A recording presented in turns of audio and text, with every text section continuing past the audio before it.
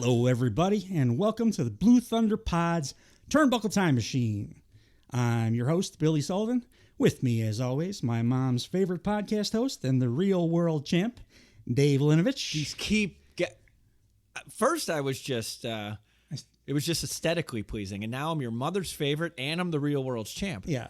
So I figured I'm going to start. What I'll start doing is, and I know every time we start one of these podcasts, and I do another intro, I'm like, so I figure what I'll start doing now. But it adds together essentially into a miasma of like the final creation.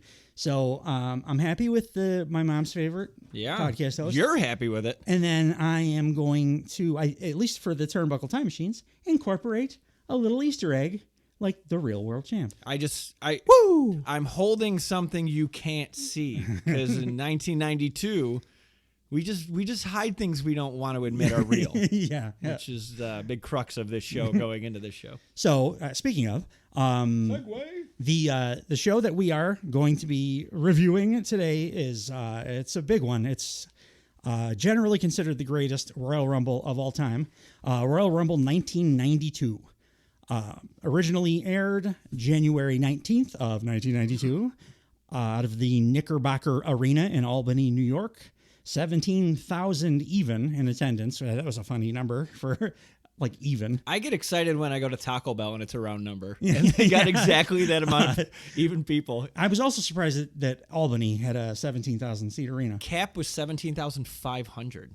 So wow. It was a legit ass almost sellout. 260,000 pay-per-view buys. That's just down from 440 the year prior. Oh, God. So like about half the people watched this when it aired and missed maybe the greatest Royal Rumble that ever occurred. Actually, I shouldn't just say that. Dave, what are your thoughts on Royal Rumble 1992 generally? I had a terrific time rewatching this. It was as good as I remember. Yeah. And I had some thoughts about how it should end. And we'll get to it when we get to it. Yeah, I'm sure there was some that doesn't work for me, brother. Happening there. I mean, it wasn't even for that. There were a couple things that were off-putting about it. Most notably, him. Secondly, they were telling a entire episode length story. They were that, I think they forgot about it at the end. We'll get to it when we get to it. It's got to do with the Royal Rumble match itself, but yeah, I'm interested. And what your thoughts are there? Because I have some too, but I have a feeling that mine are more generous than yours. I feel like you have some gripes or bugaboos. I have some bugaboos, as it were. But like me too on just general enjoyment of this show. This is the best. It just is still, to me, the best Royal Rumble. Royal Rumbles are historically my favorite WWE pay-per-view to watch live, but it's almost only because of the countdown and seeing who's coming out. Right. Because the in-ring stuff is usually kind of trash outside of a few fun spots. Yeah. And this one, I think partly due to the number of like all-timer level superstars that were in it. Like I felt like it was constant action and it didn't have a bunch of like lulls, and the spots felt like they were actually planned, not just kind of like spitballed or whatever. In before the totality of it felt like more of a match to me than most battle royals, because I'm not a battle royal guy. Right. And this, I actually enjoyed the match itself, which I don't know if I really ever have with a Rumble. Didn't feel like a 1 hour match. That's for goddamn sure. I don't know. No. The thing you mentioned, the story, the entire show long story, I think had a lot to do with that. Yeah. But we get to that. So the way that this show kicked off was, in my opinion, the best thing that old prick Vince McMahon ever did was the rundown of all the Undertaker, Randy Macho Man Savage. It's very good. It's Vince doing running down, along with a graphic that pops up of every superstar that's in the Royal Rumble. He's reading off the names.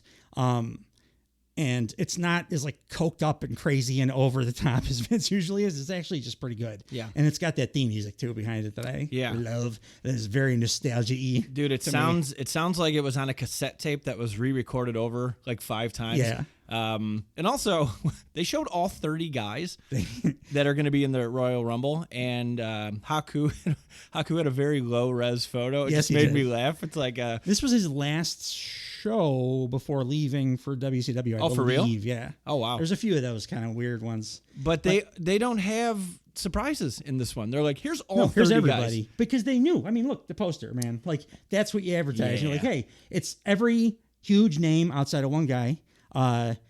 From the previous generation, from the current, and from what's upcoming. It's everybody. So we don't need surprises. This is what it is. It's amazing that this show was only one calendar year and a couple of months prior to that WrestleMania that we reviewed, because it's worlds apart as far as star power that this show held. Yeah. It did feel kind of funny when they were running through all the names. The two that stood out to me were Nasty Boy Sags, and of course the one that I think you've even mentioned on previous podcast, Skinner. Skinner, who will be playing Doink the Clown in 2 short years. Doink would, he'd have to go back in time, but Doink would have been a much more appropriate level superstar. No, he wasn't. Not yet, right? I don't think so. No. I say that like, oh yeah, no, he wasn't. I have no fucking idea. Right. He but like that would have been a more appropriate dude to put in there because almost everybody is a star, or either an aging star at the worst, or like an up and coming star, or just huge star right at that time. Yep. So like Skinner and Sags, it was a little funny. Yeah. To have them. But once you find out why Sags is on the show, like you're like, okay, he wasn't even supposed to be here, but they do actually address Sags later in the show. But it's not even a complaint. It's funny when they're like Ultimate Warrior, or not Ultimate Warrior. Top guy, Undertaker, Skinner. Skinner has a shot. We had, you know what? There was one more too. The Repo Man, and they gave the Repo Man a pre-match promo. They gave Repo Man a lot in this pay-per-view. He had some eliminations, and that dude is a real life badass, like a real life Repo Man. He may have become one. Yeah. But the way he got his start was he was a bouncer at that Minneapolis bar that the Road Warriors and 3 or 4 other big name historical tough guy wrestlers were bouncers at. It's like the toughest biker bar in Minneapolis area or whatever. Right. And a bunch of those guys got recruited by somebody. I forget who it was. It was we talked about Mid-South or something guy. But Repo Man, Barry Darsow, was maybe? one of those dudes. And he does not look like I could believe Hawk and Animal as, maniac tough guys. Barry Darsow just looks like a kind of a big doughy guy. Right. No, you're not wrong. They had the goats on commentary for this show too. I was about to say, our continuing our line of Bobby the Brain shows, but this is the best duo probably ever. Yeah. Gorilla and Bobby, they just have incredible chemistry. Yeah. It is different watching now, through my adult eyes, because I was just I don't know about you, but I was on this one, I was getting pissed at Gorilla. I was like, leave him alone, man. He just wants this guy to win. And and when I was a kid, I was like, oh, that weasel, F him, and now I'm like, Gorilla, calm down. Yeah. It's okay. Bobby, he's kind of stressed out. He's saying he needs a drink and stuff. Let him go. So he totally baby-faced Heenan in this show for me. Also, the more we're doing these Bobby Heenan episodes, that's a thing he just did. Yeah, he didn't do the heel thing. He picked guy. He had guys, obviously, the Flair thing forever. Hogan he always hates. In the last show, it's company guy. So he has his stories, but it doesn't necessarily align. He was a cheater, and he acknowledges that he likes cheating as a manager. Taz is currently, it's ain't cheating, you ain't trying kind of thing. Yeah, but he doesn't just automatically there's always a word that I can't come up with in every episode of generically. He doesn't generically just say, okay, heel. that's the guy I'm cheering for. Face, this is the guy that I'm gonna like, shit on. He puts over the baby faces like quite a bit on the show. He just like also suggests that perhaps Ric Flair should roll out of the ring and take a powder for a while, or that a nut shot is not a bad thing. Like, that's just this. So not just being he doesn't like not outwardly heel, just he likes what he likes, and he's like, even though the WCW ones you've been looking at too. Like, there's just, he knows his character so damn well that the entire show, he's like preoccupied with what he's concerned about. And then when other things are going on, he's like, he dips in for a minute, but then like he comes right back out. And then the thing that he cares about when it's on screen, it's all he can talk about. It's like, it is. And it's like what you would do, like if you were emotionally invested. Yeah, and if you're like I felt it like when a team I care about's like in the playoffs or something. It's like I don't care what anything else is in the world right now. No, I just care about this. So, yeah. No, it was very good. They also right at the top said what happened to Bret Hart a couple nights ago with the Mountie. That was like the first thing they talked about, even though it wasn't the first match. It was strange. Yeah. Did they do the rundown right here with Lord Alfred? Not yet. Okay, because that's the thing I want to talk about. Yeah. So, but we'll do the details later. But they did address Bret Hart losing the Intercontinental title 2 days prior. Yeah, and so right at the top of the show, right before the first match. That's the guy I mentioned. The one big star that's not on this show is Bret Hart. Yeah. And do you know the reason? He had the flu, right? He was under the impression that his contract had expired. Yeah. Because it should have.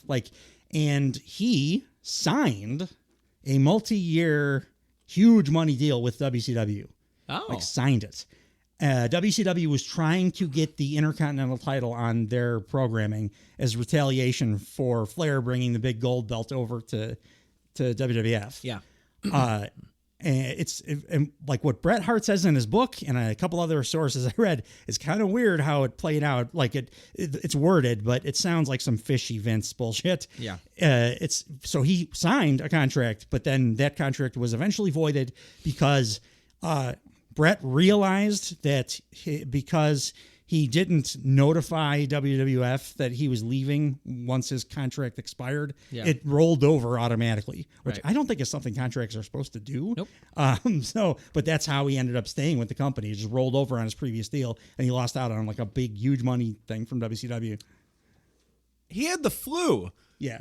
He had 110-degree flu. I don't know. 104. It was Heenan that had Oh, excuse me. 112. That's right.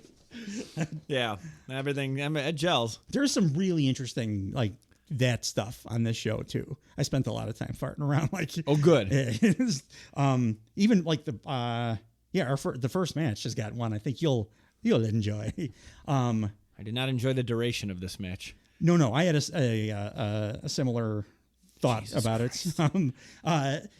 So are we going into the We're match? going right into the match. Okay, so Yep. it's the new foundation. Why it's not the new Hart Foundation, I do not know. I've never understood. They tried to relaunch the Hart Foundation with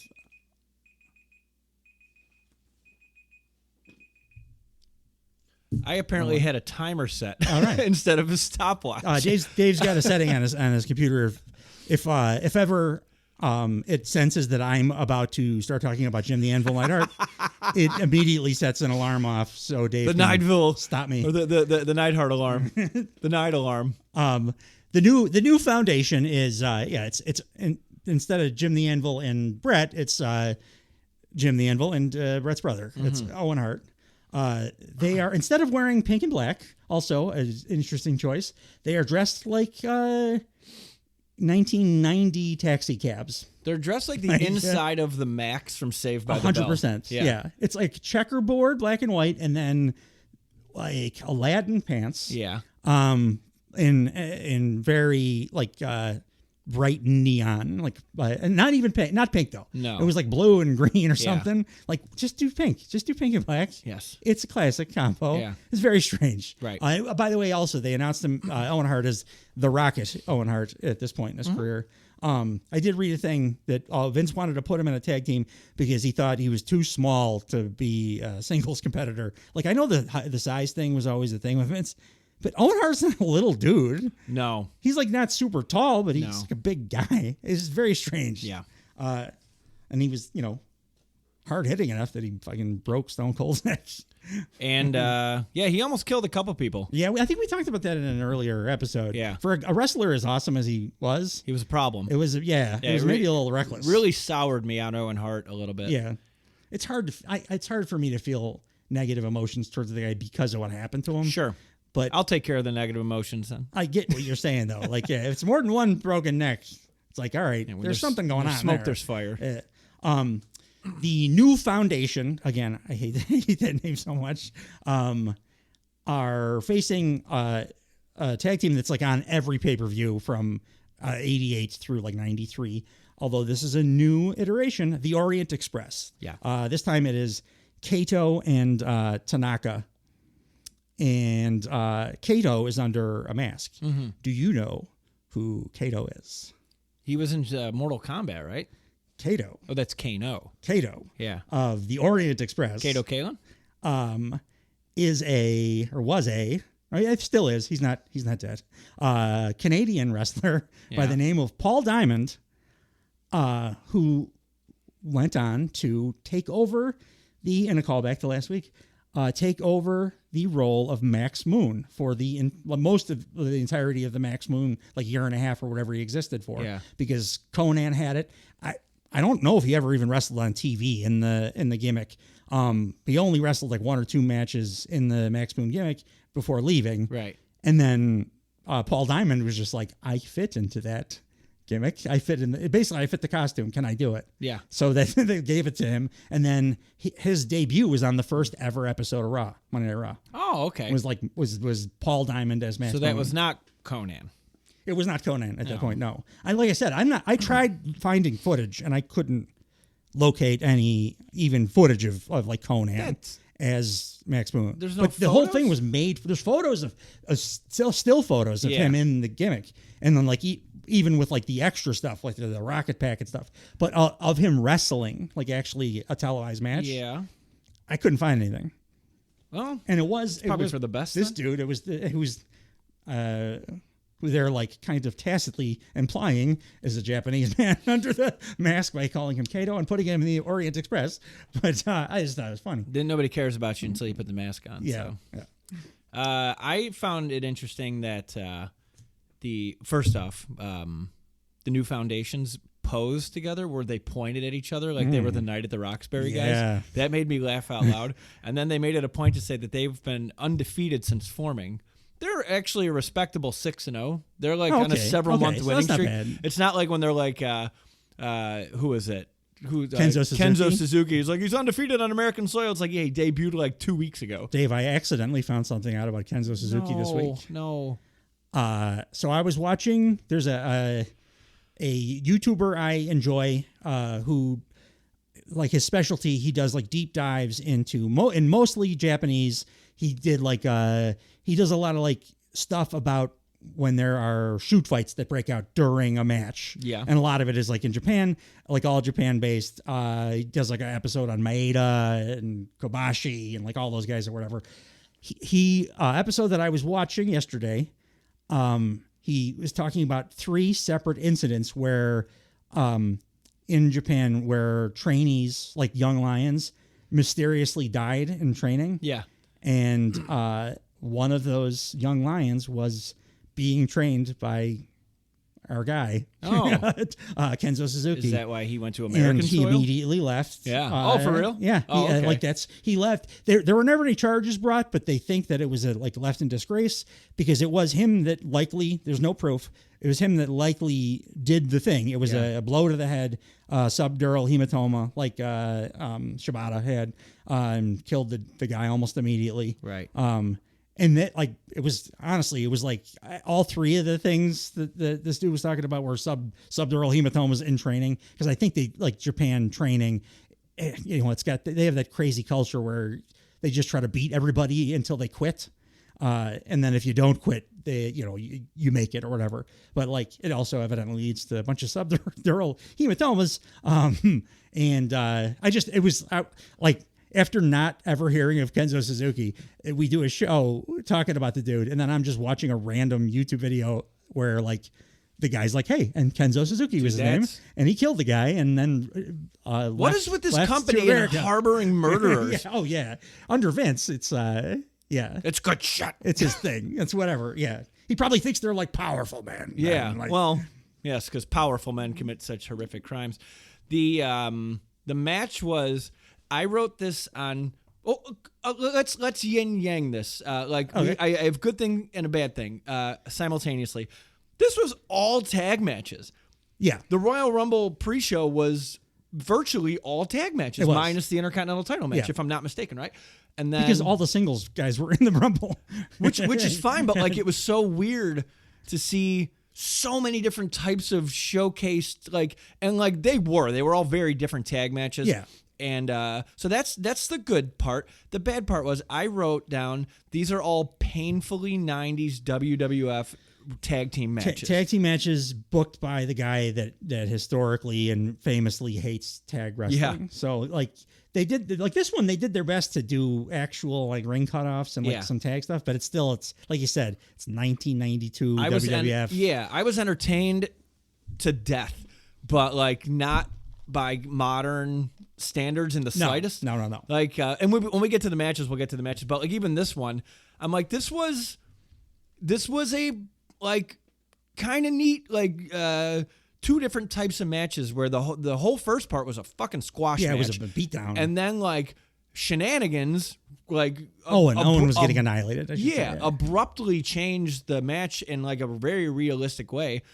And then it was a great little weapon spot too. Great, So what we're talking about? First off, we were talking about the substitutions earlier. Yeah. Where wait, you say did I say Jerry Sags?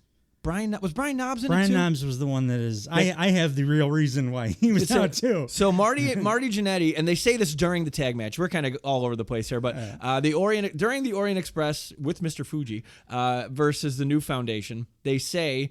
That Marty Jannetty and Brian Knobbs were originally supposed to be in the Royal Rumble, and they are out, and replacing them are Nikolai Volkov and Haku.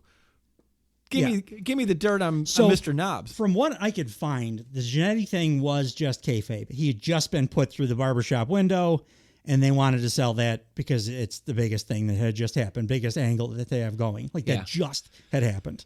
So I think... And the biggest thing they had going was... I didn't know that was 2 weeks prior to this. Oh yeah, that's why that's kayfabe. Like the barbershop. Yeah, that's what I said.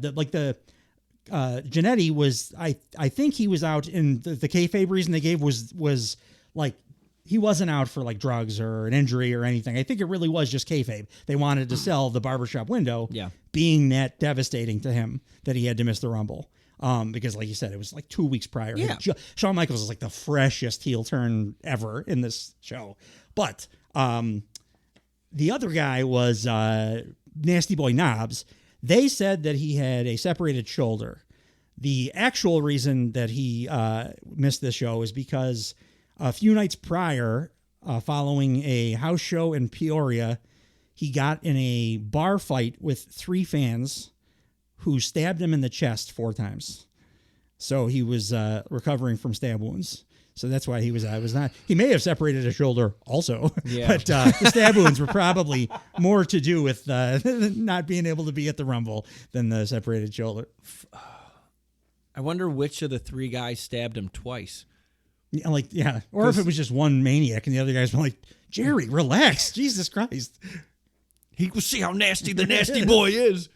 Like he's the nasty boy of Peoria. I mean, it comes back and like wrestles a bunch more. So he's pretty nasty. Yeah, that's fair. I'm really coming around on the Nasty Boys. Oh, I'm around. Just as like huge. After that last match, and then like now I know that Knobbs like returned not that long after he got stabbed a bunch of times in the chest. Yeah, like I would retire from all work if I got stabbed 4 times in the chest. Well, okay, so that's a legitimate reason to not be. I don't know. Is it like how bad do you want to be world champ? Like, but you're also Nasty Boy Knobbs, and you probably have a pretty good idea that you're not going to be world champ, maybe tag champs. Yeah. But I think eventually probable tag champs. Feels like they did at some point. Yeah. Yeah. No world champ. I don't. You got Hogan, Flair, debuting Sid Justice, Iron Sheik. yeah. And by the way, we are not going like off topic here because they talk about all this stuff During this the match. Like, also, the other thing that they start talking about is Heenan immediately, when the show starts, is selling his desire for Ric Flair, who had been calling himself the real world champ since he debuted 4 months prior because he brought over the big gold belt from WCW. Heenan has like a burning desire for Ric Flair to win this Royal Rumble because the winner of this Rumble is crowned the WWF champion. Right. So in this match, Heenan starts planting those seeds of like, Flair's my guy. From the jump. Yeah. And we were saying, like, keeping that arc throughout the show, which is he's so masterful at. So the spot we were mentioning a moment ago, first, like, Marty Jannetty and Jim Neidhart are just, it's like a showcase. Like, hey, look at all the cool shit we can do, up until the point where Owen Hart leans his head out of the ring and Mr. Fuji just clocks him with his cane. And, like, it looked like it hurt. And, like, the Orient... Were there two separate cane spots? Yeah. Oh, okay. Yeah, the cool one. Oh, you're right. He did the flip up, the old Mr. Fuji. That's how they... It's always funny hearing Fuji talking, like, because it's not on mic, but, like, it's super racist. He's an American guy, and he's doing, like, the ridiculous, I'm not even going to do it. But it's like an old Disney cartoon. Yeah, you're like, it's what are you very doing? over the top 1950s Disney cartoon Right. Japanese voice. And they do a lot of cool old school tag team stuff here. Like Owen Hart tries to get the hot tag to Jim Neidhart a couple times, and the ref doesn't see it. Yeah. And like it's legit. By the way, we didn't mention this. The crowd was super hot the whole show. Yeah. Like the whole show. Absolutely. And it was, and some, like that was baseline. Like they stayed hot for the Beverly Brothers. Right. Who, like, we'll get to that. Yeah. More of them. But and then like later in the show, when like the big guys came out, they got like I don't even know how to just lob a hot stone cold reaction. I mean, I understand the crowd too, because if I were there for this, I was 12. This is like, if I were there for this Rumble, I would be like, I can't wait for and everything. This is all awesome too, because I know what's coming. Like I get to see a world champ crowned at the Royal Rumble, so it's got bigger stakes than like ever. Absolutely. With all these guys and Ric Flair, like, for the first time, especially in New York. It was like a new after years and years of being Crockett Promotions, the NWA, WCW, the top guy that was not in WWF. Yeah, they got him, and this is like the first big thing he. Oh, 100%. Like he was in like meandering around for a little while, but basically cutting promo saying that I'm a real world champ, and holding up a title that couldn't be seen, because they blacked it out. But you still saw like the rim of it, and you're like, I know what that is. It's a big gold. Like I'm a child. I'm like, I know what he's doing. It's a title belt that's like 4 feet tall. Yeah, there's only one of those. And Ric Flair's like 4 or 5.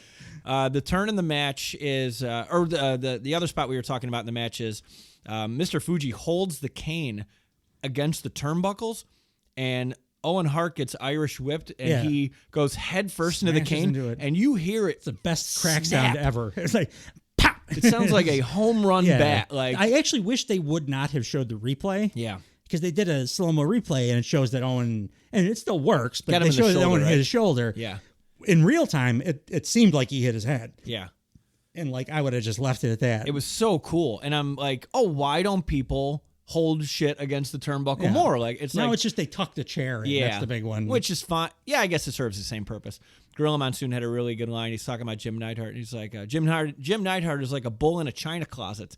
Gorilla Monsoon does not know that China shops is where the bulls are. I don't know where. I don't know what a china closet is.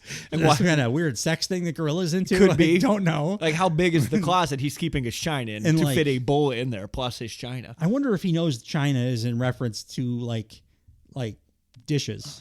No, like his idea of a china closet might just be like something totally abort. Like I'm going to say something totally out of left field. And the finish was just basic ass rocket launcher. Yeah, which is fun.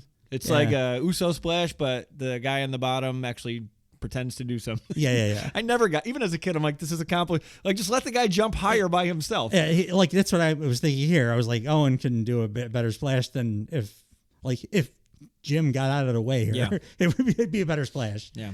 Who was that name you just said? Jim the Anvil. Night. Oh. It's not. See it. It's a Neidhart alarm. Yeah, it's the Neidhart alarm, but it's supposed to anticipate my Neidhart. don't want to keep resetting this for such an average bit. I'll bring it back next week. We'll have to talk about it on our regular Blue Thunderpod this week. If I start talking about Natalia, if your computer is going to react similarly. Yeah, we'll see. Nope, this is 1992. We're not going to talk about her right now. We are going to talk about 1992. My God, what a treasure trove of next two segments that my heart filled up. Fucking Lord Alfred Hayes, and then Sean Mooney back to back. Lord Alfred Hayes. Oh my God, I love him because of nostalgia. I have no idea how that man was given the job of talking on air. Every time he is on screen, looks like he is on like the verge, like milliseconds away from a massive anxiety attack. Yeah. Like he's like shaking. There's no color in his face. He trips over his words. He does the thing where his throat starts to do this all the time because he's so nervous. He's Lifestyles of the Rich and Famous. That was popular. So he's like the cultured one. I think it's just Vince knew one British guy. So but his whole thing is talking, and he's like nervous and awkward though. Yeah. Like he's just very clearly scared to be on camera. I love it. I don't think Vince did a lot of like casting calls for stuff where like if he found one version of what he was looking for, because that comes up again later in the show. With Jameson? Yeah. Which that story is just it's humiliating, like that how he hired people. But Lord Alfred Hayes is like, boom, perfect, but like there's like 8 better ones behind him, and it's like, no, I got the one. Talk, and he's the like there at the time was like their primary sideline guy. Like, he's like can't talk. He's that kid in grade school that only drank apple juice. Like he just got a weird like whole vibe. Like I don't know, he's like scared like a chihuahua. Yeah, all the time. and the way we'll talk about it in a specific one, but the way he words things too, it's like, what? Why would you say it that way? It doesn't like all that being said, man. I just said it a second ago. My heart filled. Oh, me too. With absolutely. Joy when I said I forgot about Lord Alfred Hayes. 12 years old. And I also forgot about Sean Mooney, which we'll get to after this. Sean Mooney's good. Yeah. Oh, he was great.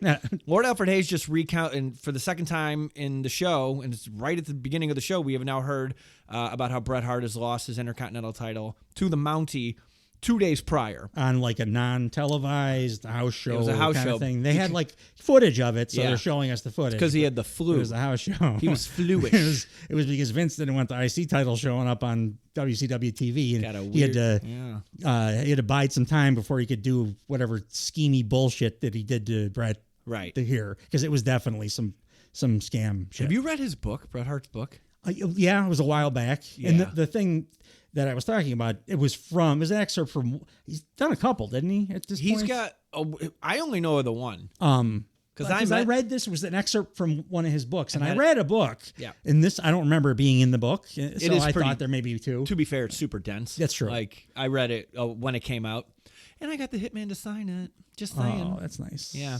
And I panicked when I met him. Because I'm standing in line, I'm like, the fuck do I say to this guy? Like, I've been watching him like my whole life. I love you so much. You're the best technical wrestler I've ever seen. Oh my God. So what I ended up saying was, you're perfect. You're the best technical. No, I didn't say that. I'm standing in line and I'm like, hey, because I was like kind of thumbing through it before, and I'm like, this is pretty good. And for some reason I go, did you write this?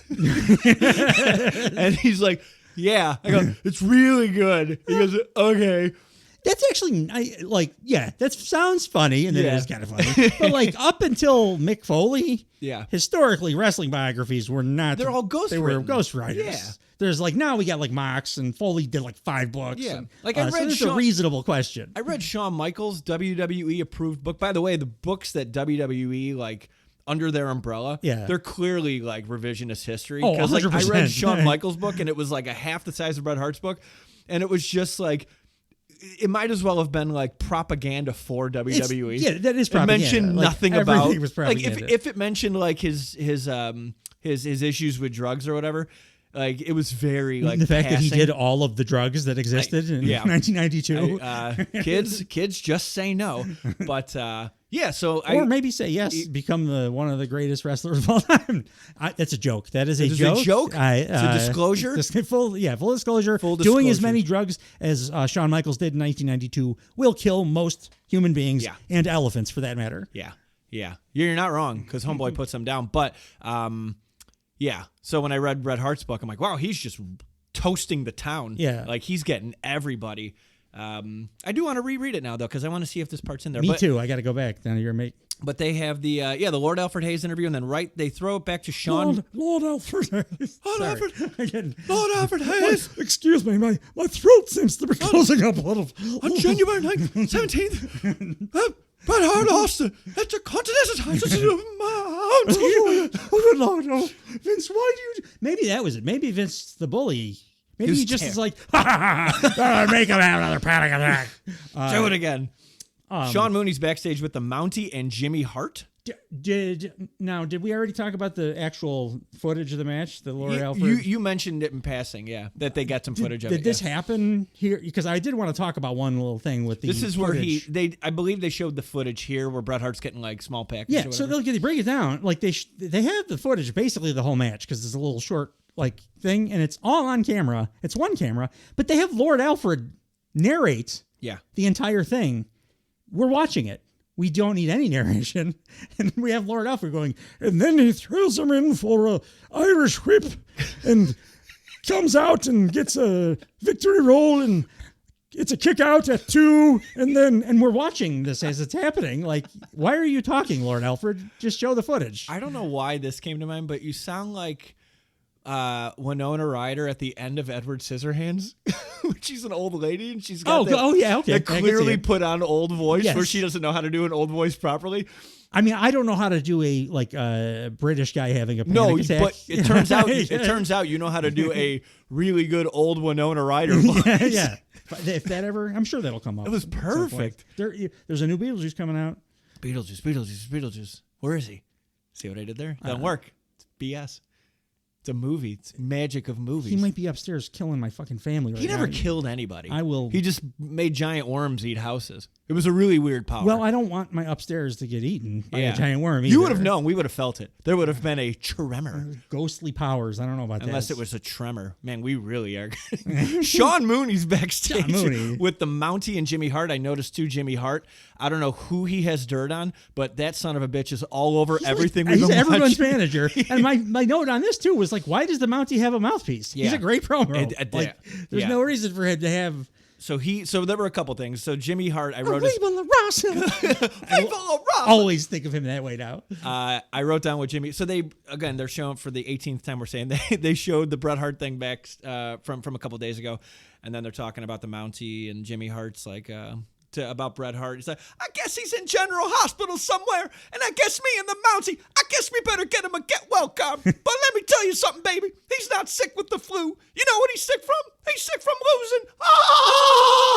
losing.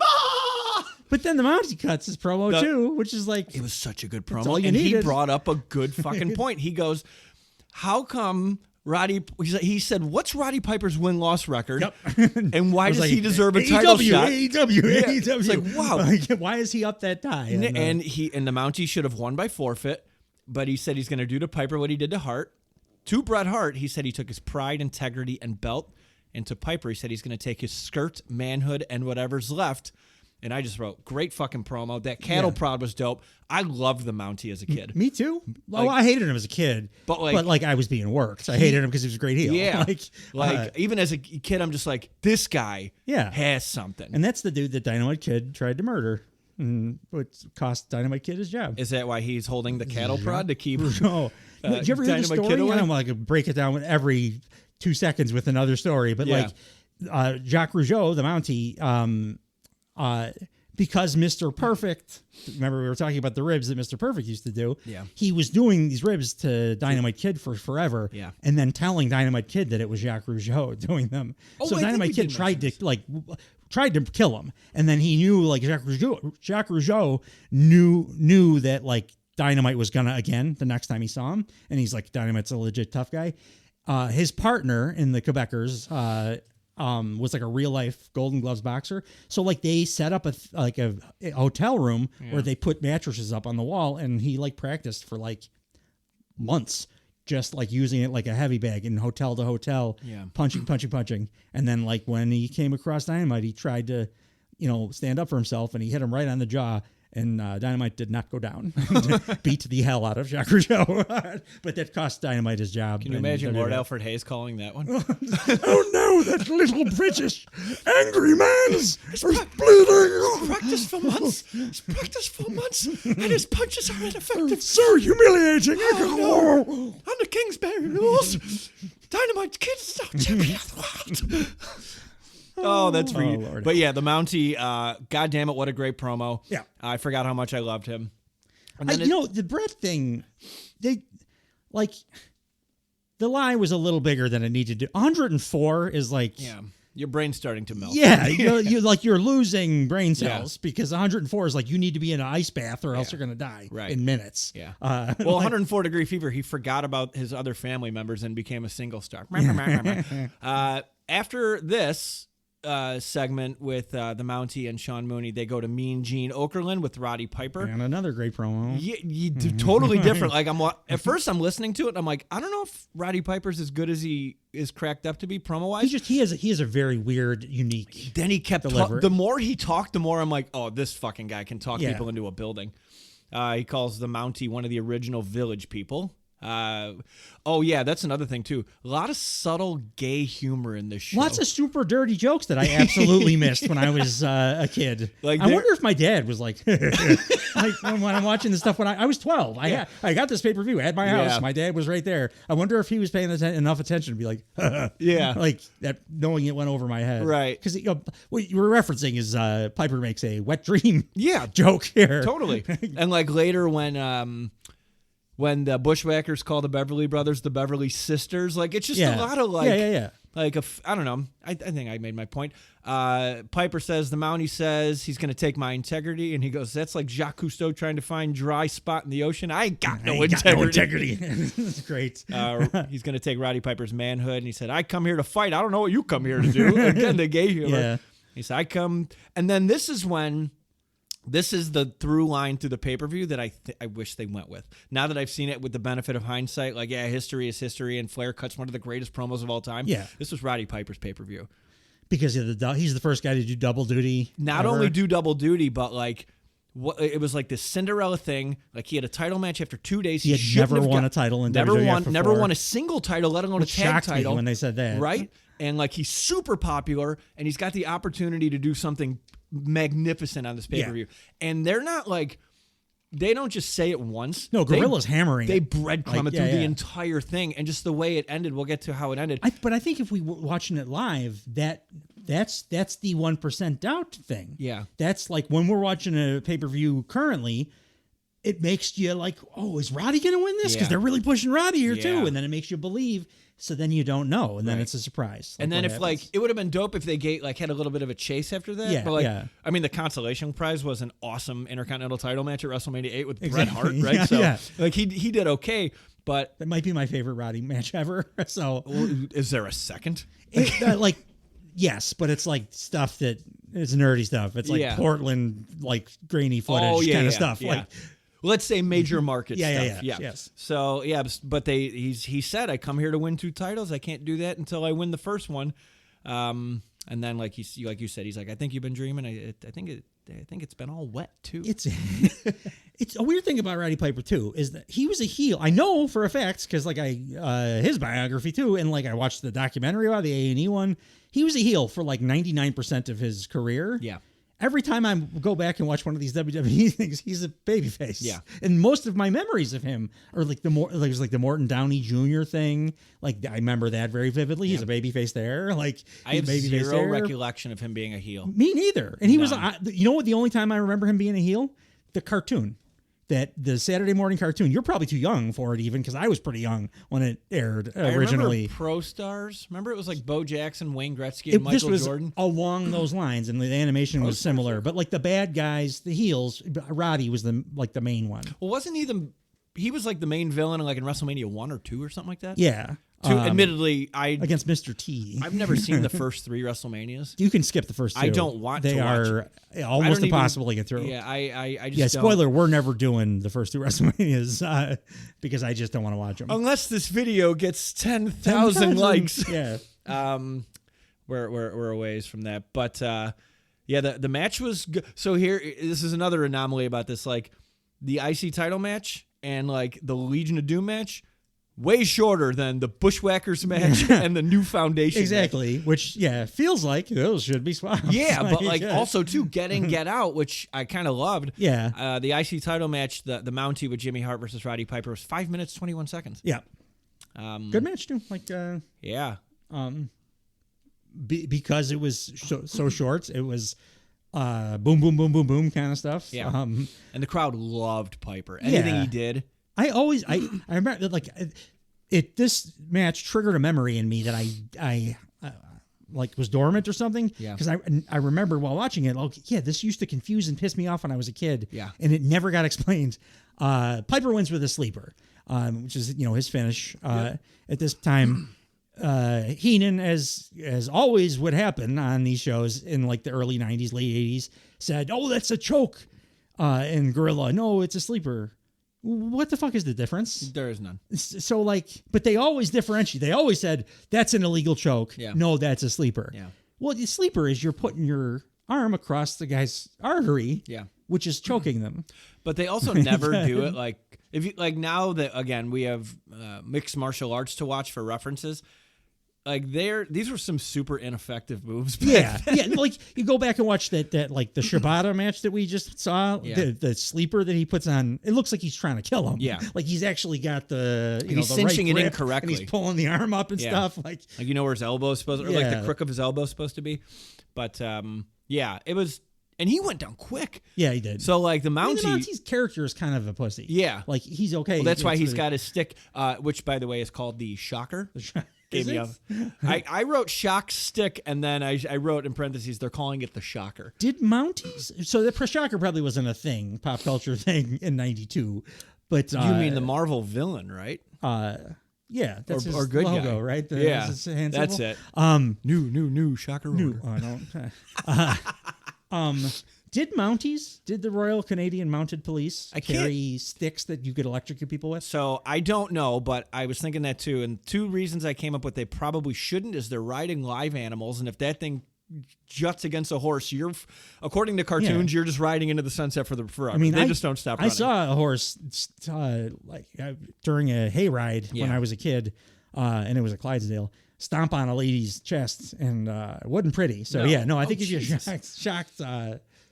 it would just stomp twice as hard. Probably. God. Yeah. And also, too, like, nope. That second point is super ignorant. I was going to say, there's a lot of snow in Canada. Like, you don't want it around all that water. Well, like, we have snow here. You're going for something, though. Yeah, we live in Chicago. But it wouldn't matter, though, because the Mountie was not allowed to portray the Mountie in Canada. Why? The Canadian government said that it is illegal to impersonate an officer. So they didn't like him making a fool of what their Royal Mounted Police was. Sure. So when he would perform in Canada, he would perform as Jacques Rougeau, the Quebecer, like as a tweener kind of guy. That's fine. That's fine. It's pretty funny.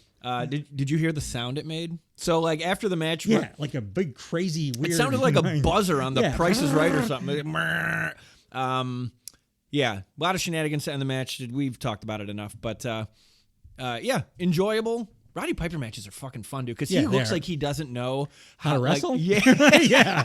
He looks like a maniac that just was like it was like open mic night. Bonesaw was asking for somebody to come in.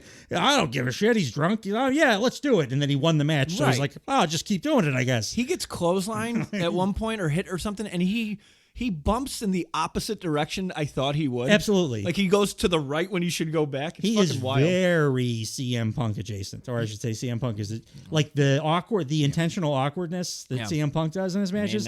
Watching this now, it's like, oh, he's doing Roddy Piper. He mentions them ad nauseum. So my favorite feud of all time is the dog collar MJF. And that's all Piper. They're talking about Piper. They teed it up. We said Piper in Portland, shit like that. We go back to the frigid Chihuahua, Lord Alfred Hayes, and he's backstage. I have to talk again. He's backstage with Hulk Hogan. They did this a couple times where they said, "I'm backstage. This is a Coliseum home video exclusive." Yeah, they mentioned which was cool. The Coliseum home video exclusive being a thing about 6 times in this song. More heartwarming. 100%. Oh boy, did it fill my heart. And Lord Alfred Hayes is just... He barges into a restroom, in the by bathroom, the way. yeah. Like, it's not a locker room. It is very clearly just like Hogan was taking a shit. Yeah, washing his hands. And he basically just says, Hogan says to Lord Alfred Hayes, no one is his friend in the ring when it comes time for the Royal Rumble, including his fans and Lord Alfred Hayes. Yeah. By the way, biggest babyface in the company. He's threatening a guy half his fucking height. Threatening, talking shit about the president of the company, like a heel would absolutely do. Yeah. Also, like, weirdly super subdued. Like, this era should have been like the brother, I'm gonna, like, it's just shortly after Mega Powers kind of. Yeah. And he's like, I don't know if he's just being a little bitch because he knew he wasn't going to walk away with the title. Right. But this is like the most phoned in promo I've ever seen from Hogan. Yeah. He was just like, brother. Well, Coliseum Jack Home Tunney Video did not screws write me checks over. to the degree that would excite him. That's when he brings up Coliseum, he says it in a way like, you know what? I wouldn't even be doing this, Lord Alfred, but like Coliseum, it's for them. So basically I'm getting paid to talk to you right now. Like they okay, paid him babyface. They paid him in like club sandwiches or something, and it wasn't good enough. He's like, I guess I'll take the sandwich, but you're not getting any of the He did, Hulk but he hype. does not sound like he gives a shit about this match. Which is different. But yeah, that's a great point. Now that you mentioned it, I didn't think about it. In this era, especially, is when he was sweating just from like opening his eyeballs. Absolutely. Yeah. Mean Gene's backstage with the Bushwhackers and Jameson, which is it's a guy, it's a character. Is an improv guy. So Jameson he's doing his best, like Jerry Lewis. Vaguely anti-Semitic, right? I wasn't it's a Nutty Professor character. Yeah, He's yeah, doing okay. the nerdy Jameson, or the nerdy, Jerry Lewis from Nutty Professor. And it's being real dorky. I could see how you can think it's anti-Semitic. There were some vibes there. Like maybe that's because some of those Nutty Professor characters and stuff, and Jerry Lewis, famously Jewish, maybe that can, in my Famously head. Jewish. He's like the Jewish National Hall of Fame and stuff, I think. As is MJF, by the way. Oh, that's fun. Much love. That's fun. To my guy. Can't wait for him to come back. Piper in Portland. But the Jameson guy's weird. You were about to tell the origin story? So Vince saw this dude performing at I think it was just a regular improv show, and he was like, that little dork, let's hire him. So he just hired him, made him a manager, and then he was with the company for 3 years. Really? Yeah. I was shocked by that. Also, the guy that called the first Monday Night Raw with Vince was a radio host, like a shock jock guy. Same story. Vince was at some kind of a charity thing, and this guy did a stand-up set. Right. And that Vince was like, oh, because he did some like testicle humor or whatever. Yeah. So Vince loved it. So he on the spot hired him to be his broadcast partner for the first ever episode of Raw. Oh. The guy was dog shit at it. He's never broadcast anything like that in his life. Yeah. And he didn't care or know anything about wrestling. I mean, Vince doesn't have a great track record of bringing on new guys. I'm so glad that because he's a monster, I can now stop hearing people tell me that, but you got to say he's a genius. No, he was just a ruthless businessman who put all of his competition out of business with terrible practices. He just had was a terrible booker. He had more always. money than I mean, I don't. Good stuff happened, in spite of him. Let's avoid him because I want to just talk about how much I hate him now. But yeah, so the Bushwhackers have this new guy, Jameson. Luke Bushwhacker? Is that their last name? I assume so. The whole time I'm thinking these guys used to be the sheep herders and they were just having death matches. Yeah. And I watched one. They're while we were watching this. It was like absolutely the vicious. Two opponents were just covered from head to toe in and blood. They just make them. They make them like these kids. Like the arm thing we've all seen, right? And they lick children as they come out to the ring. They're they literally lick children. Probably wouldn't fly these days. So Luke does. I don't remember what he sounds like, but Luke Bushwhacker. I'm just going to assume it's her last name. He says, "I've never been excited in all my life. Beverly Sisters, this is your final fling. And Genius, ha ha ha ha ha. We have a surprise for you, don't we, cousin Butch?" And he goes, "Ooh, yeah." And that surprise is, in fact, the millions and millions of all our bushwhackaroos, Mean Gene, all of our bushwhackaroos, Mean Gene. And when we get finished with those Beverly Sisters and the Genius, we're going to feed them all. We're going to feed them to our mate, Bloody Jameson. And the whole time, Jameson's eating his tie. Yeah. Yeah, so like, What the it's not just nerdy. He's like got problems. It's like he had a lobotomy. Yeah, yes. And he just eats his... He's just like 10 seconds before this Doesn't he have aired, socks had a stuck major to him? head injury Yeah. happen or something. Yeah, I don't. So, but you said so. We get 2 Attitude Eras. We got a millions and millions in this, Yeah. and then later on we get it from Ric Flair. That's the bottom line. I wrote that. So I put that in underline. Both. I missed the millions and millions though. Yeah. That's good. It would be pretty funny if the Bushwhackers just like decided in this match to go back to their roots and work a sheepherders match, like murdered the unsuspecting Beverly Brothers. Yeah. That would have been fun.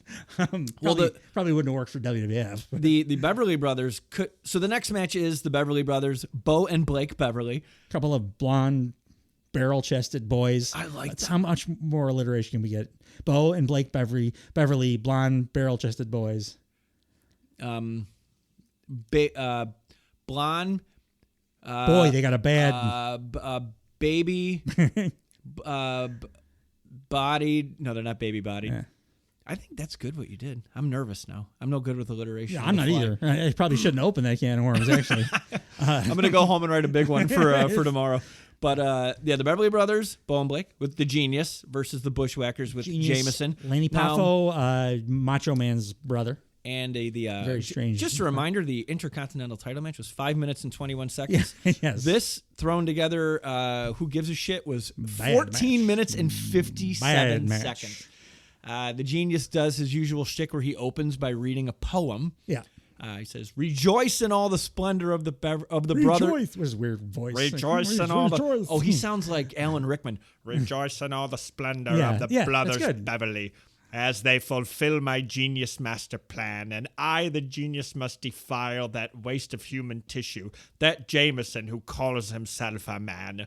Potter. You're definitely more menacing than Genius was in this promo. Well, I'm not wearing a mortarboard. So, Yeah, that's true. Which should have made him like way less like way more insane. Like Yeah. this guy just walks around Yeah, graduating all the time. why are you wearing that shit everywhere? Yeah. Heenan said a great line. He's talking about Jameis. He goes, "Who dresses him? The state?" Ian is I amazing. loved it.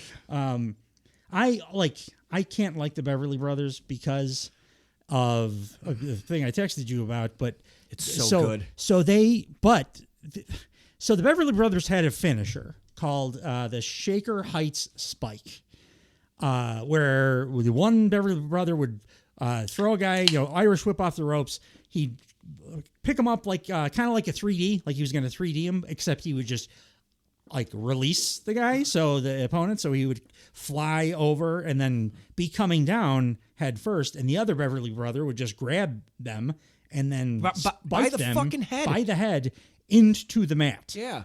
Most dangerous move I've ever seen. Like, there's not even a close whatever Japan, nothing. No. This is the most dangerous move I've It's ever like seen. a tag team Steiner's screwdriver. A Steiner screwdriver is like a small package compared to this thing. Yeah. Like I never saw a screwdriver that landed with the impact that I've No. seen these guys. The reason I hate the Beverly Brothers and also again Vince, they only ever did this move when they were wrestling jobbers that were not employed by the company. Yeah. That the company didn't care if Yeah, they that's got a good hurt. point. You never saw it. They were not allowed against. So they knew how dangerous it was because Yeah. they wouldn't let them do it to contracted talent. Yeah. They'd only let them do it, potentially killing or paralyzing these poor guys that are just trying to get on a show or whatever, make a buck. So really dark and evil shit there. Yeah. So I have to always cheer against the Beverly Brothers whenever. It's a dope finisher. It's it's amazing. Since no one would take it. But you can't do it. Like it'd be a dope finisher to cut somebody's head off with a samurai sword too. But you can't do that to people. They only cut male appendages off with samurai swards in this company. Choppy, Choppy, pee-pee. UPP. The match was a 90s ass That was WWF tag team real. I remember even as a kid, I was like, "Oh, Bushwhackers, this is gonna be fucking boring." I probably didn't say fucking. My dad would have been upset. So You grew up Irish. Yeah. So they do. I did laugh every time the ring cleared.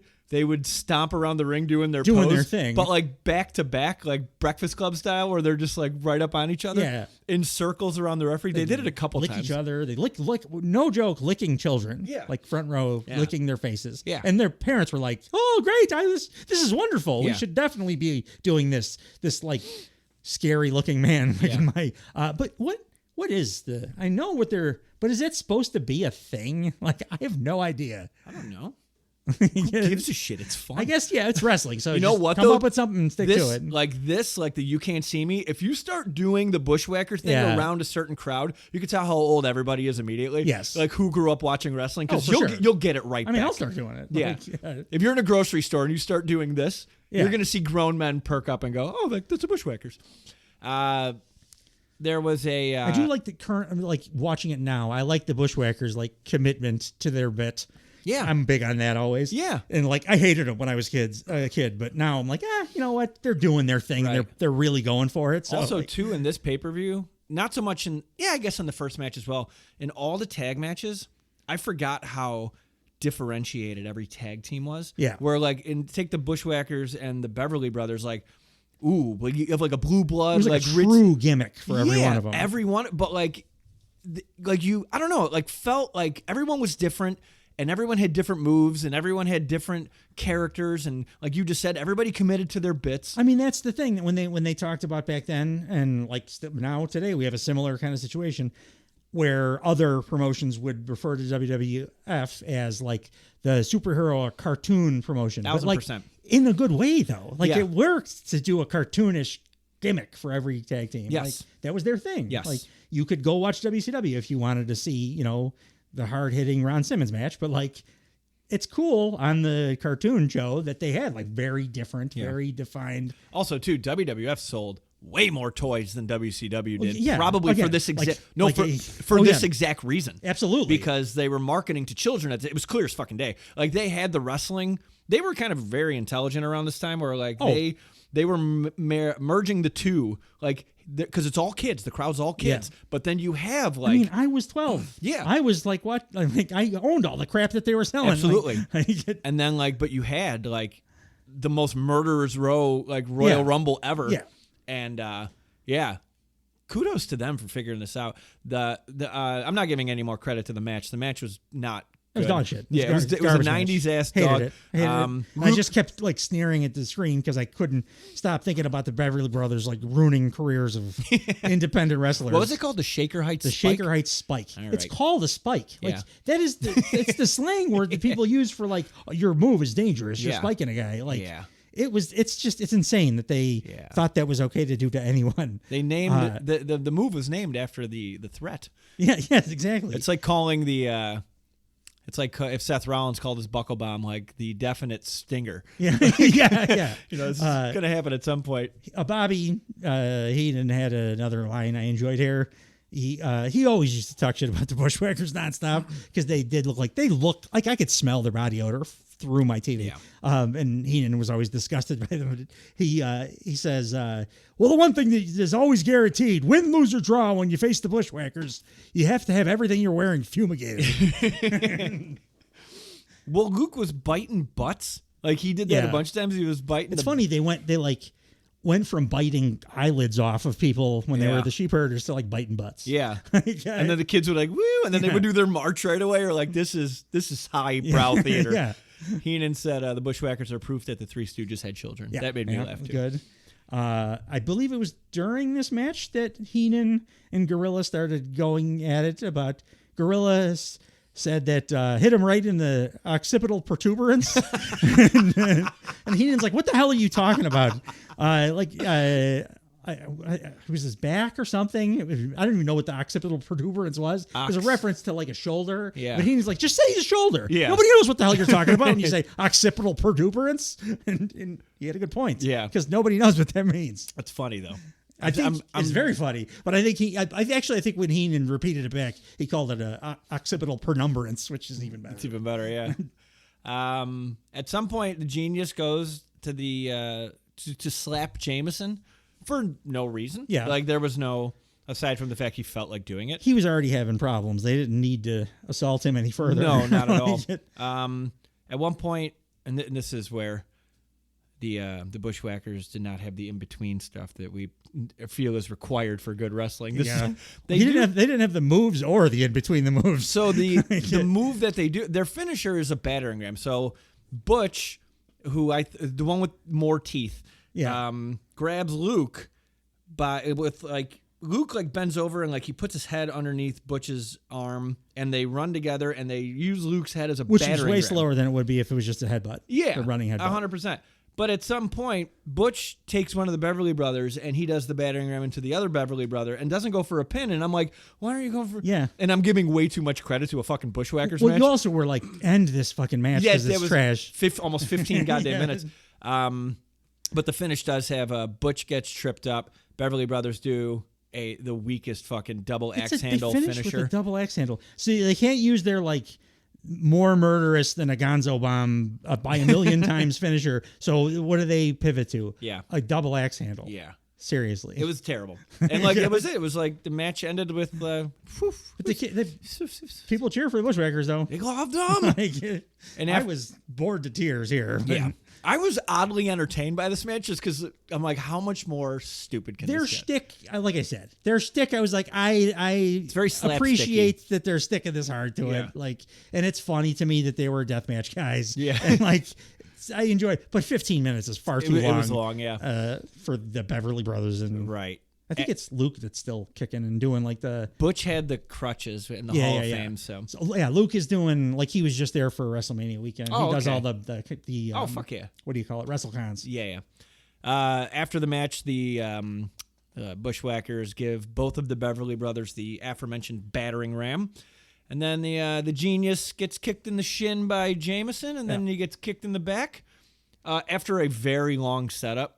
Which no adult man would wait that long to get kicked by a nerd with... Jameson is not a wrestler, though. So no, Jameson is a patient of whatever hospital was in Cuckoo's Nest. Real life, I learned this on IMDb. Still a working comic, evidently.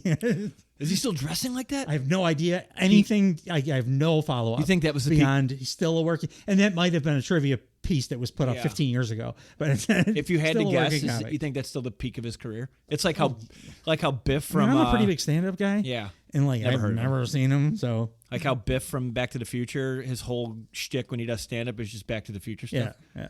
But why wouldn't it be? It has to be. Yeah. I mean, it's glory day. Oh, you're reliving your glory. I think it's one of the greatest film franchises of all time. Yeah. It's okay to relive I never those got glory where days. people are like, oh, you haven't done anything recent. It's like, bitch, I was Biff. Yeah, I don't have to do anything else. Bitch, I was, what's this asshole's name?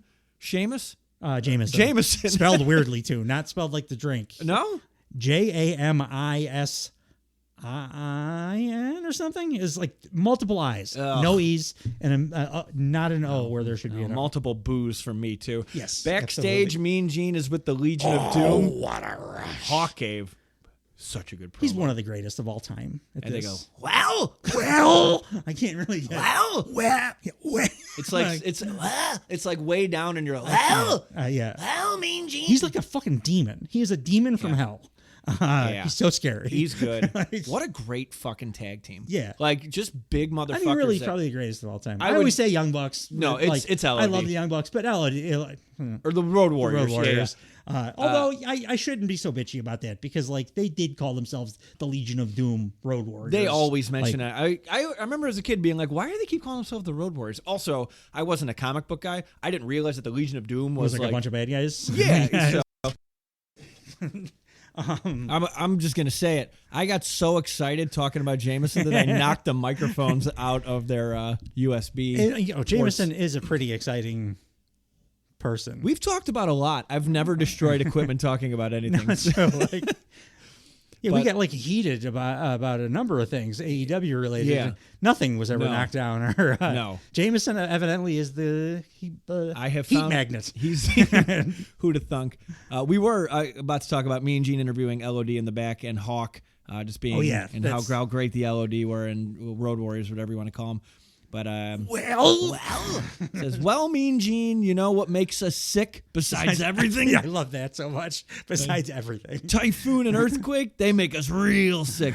You see, they want to throw their weight around. Well, that's okay. We want to throw your weight around too. Wonderful. And when we're done with you and we still got the belts, your tongues will be hanging out like dead deers. I absolutely understand why they got the biggest pops of any tag team ever. I mean, they're awesome in the ring and stuff too. But like, Jesus Christ, that's and all the Hawks, even like the weird ones that we have mentioned in the past, they're all like he pulls them off flawlessly. Yeah, which has got to be hard to do when you're doing that voice. Like he never stumbles, nothing. I wonder what his normal speaking voice is. It's like, actually, can I get a pound of cheese? Like he's at the deli. It is. That'd be something. He's dressed like World Warrior Hawk. It is just, it's a little gravelly. I saw a documentary. I think it's the thing where I learned about all the Minnesota stuff I was talking about with Barry Darso earlier. Oh, yeah. It might have been Dark Side of the Ring or something. But I heard him talking. He has an intimidating sounding real voice too, but it's not like that level. I mean, the reverse mohawk demon helps hell too. spawn. Yeah. Like, so they're Legion of Doom's cutting a promo as tag team champions because they're about to defend their tag team titles against the Natural Disasters with Jimmy fucking Hart again. One more time, Jimmy Hart. 9 minutes 24 seconds, so about half the length of the Beverly Brothers Bushwhackers match. And this is Natural Disasters, and again, the Road Warriors, Legion of Doom. Yeah. Like, Natural Disasters, excellent, but like high on the card also for like a couple of big giant guys. And then LOD's LOD, right? Yeah. Like legends. This is a legendary tag team match. Like Demolition had to retire because they got the real ones. Yeah. Like, you become wasn't the Repo Man? That's why he's the Repo Man because of Hawk and Animal. I'm gonna fall from grace. So they advertise they're like the Natural Disasters collectively weigh 852 pounds.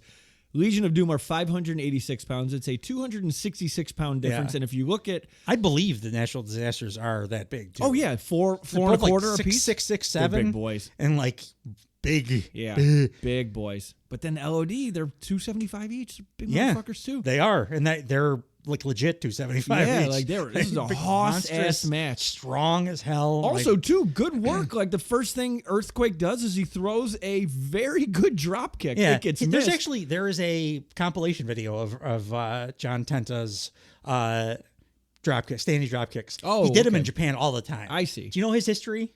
He's the shark in the Dungeon of Doom. He started as, he's a Canadian guy, went to Japan and was a sumo wrestler. Yeah. For like a year where he was undefeated. Yes. And then so like he became a pro wrestler there first and he would do all that kind of stuff. Right. Then coming to WWF, Vince didn't want his big guys doing too much of that stuff. So they would just let him do stuff like miss a drop kick here and there. But he was able to do all kinds of stuff like that. I never saw that. He was undefeated as a sumo wrestler. So like great athlete. Tugboat had an incredible feat of strength too. When he caught Animal, with no problem, like a baby. Midair, like a baby. Yeah. I will say at the very beginning of this match, Gorilla Monsoon gave away the ghost on how it was finishing because for no reason he's like, just a reminder that the title can't change hands. Besides, it's got to be a pinfall or a submission. Countouts are not a title change. And Vince is they in his never ear. say that before. Vince McMahon's in his ear, like, nice job, pal. I think no one's gonna be any wiser. Like, why did you mention that? Yeah. But maybe back then, like, we were just like... They're also the Natural Disasters reaction after the match. I'm like, is it a new thing or something? I can't wait to get... So the match is fun. Animal runs the ropes at 900 miles an hour. Yeah, same thing. I'm like, Takeshita. I see Takeshita's here running Billion or Braun Breaker. Yeah. He looks more like Braun Breaker. Yeah. But just like way faster than a man his size should be able to hit those ropes. It was really cool. Yes, it was. And then the finish is... I said Bullet Train, actually. Yeah. Unless there were more spots in the match. Those were the big ones. It was the Bullet Train rope bounce, the catching, Typhoon catching Animal, and it was mostly, like you said, it wasn't very long, and then it was like slugfest kind of thing. Yeah. Would I have loved to see the Doomsday device on this? On these two? Christ, yeah. Wow, that would have... They might have died. Yeah. Like, I don't know how, like... I don't know, like, if you're that that big... get those guys up on... Yeah. Maybe, who knows? Like, I don't know. They're pretty strong. It was the era of drink your milk and eat your vitamins. So, true. So the finish is all four guys are outside of the ring, and Earl Hebner, I believe, is the ref, or Yes. Dave Hebner, one of the Hebners. It's one of them. He's feverishly counting. Like if you stop and pay attention, he's like 6, 7, Yeah, way 8. faster than any ref ever. Way counts. faster. The natural disasters body slam each member of the Legion of Doom, or maybe at least, or the legal one, I should say. Yeah. And because then when the bell rings, because it's a DQ, the one of the whoever the Hebner is, count out. What did I say? DQ. I'm sorry. Yeah, it's a count out, and then like he's like, oh, the belts can't change. They say like the winners of the match, the natural disasters. And these guys are celebrating in the ring with Jimmy Hart, who has for sure been there for a second, that they just won the tag titles. Yeah, and they're like confused celebrating by this. Was this the first time that I could have sworn in the 80s it was like you couldn't win the belt by DQ or count out. I don't remember there ever being a time when it was okay. Because why wouldn't you just win by count out all the time? Not in WWF, at least. Like I've seen it in other promotions. Just get some zip ties and tie him to like way down the ramp. And like I'm champion now. Yes, or like you have your buddy come out and hit you in the head. Yeah, DQ, I'm the champ. Just bear hug him real hard. Like just don't let him up. But then LOD they get a chair, and Earthquake eats a tough chair shot to the face. Only one real tough one though. They were like the first. I was shocked the first couple of chair shots because it's LOD. You know, you think they're going to be doing like unsafe Undertaker chair shots, but they were like pretty like little boops. And then the last one, I was like, oh goddamn. Yeah. Well, unlike the Undertaker, these two are actually good workers. Yeah. And then LOD's music plays and they celebrate in the ring with the titles, which I'm like, okay, yeah, got to send the people home happy. That I get why they did it. What I do not get is after the match, right away, Sean Mooney, love Sean Mooney, is backstage and he's waiting for the natural disaster. He's like, oh, I see Jimmy Hart. So like they're all coming back into the locker room. And Jimmy Hart's Jimmy Hart's pissed. Yeah, said we should be the World Wrestling Federation Tag Team Champions. I'm going to call my lawyer. I'm going to get my attorney. I'm fed up with this. I'm fed up here. I'm fed up to here with this. And he's holding his hand high above his head. That's how fed up he is.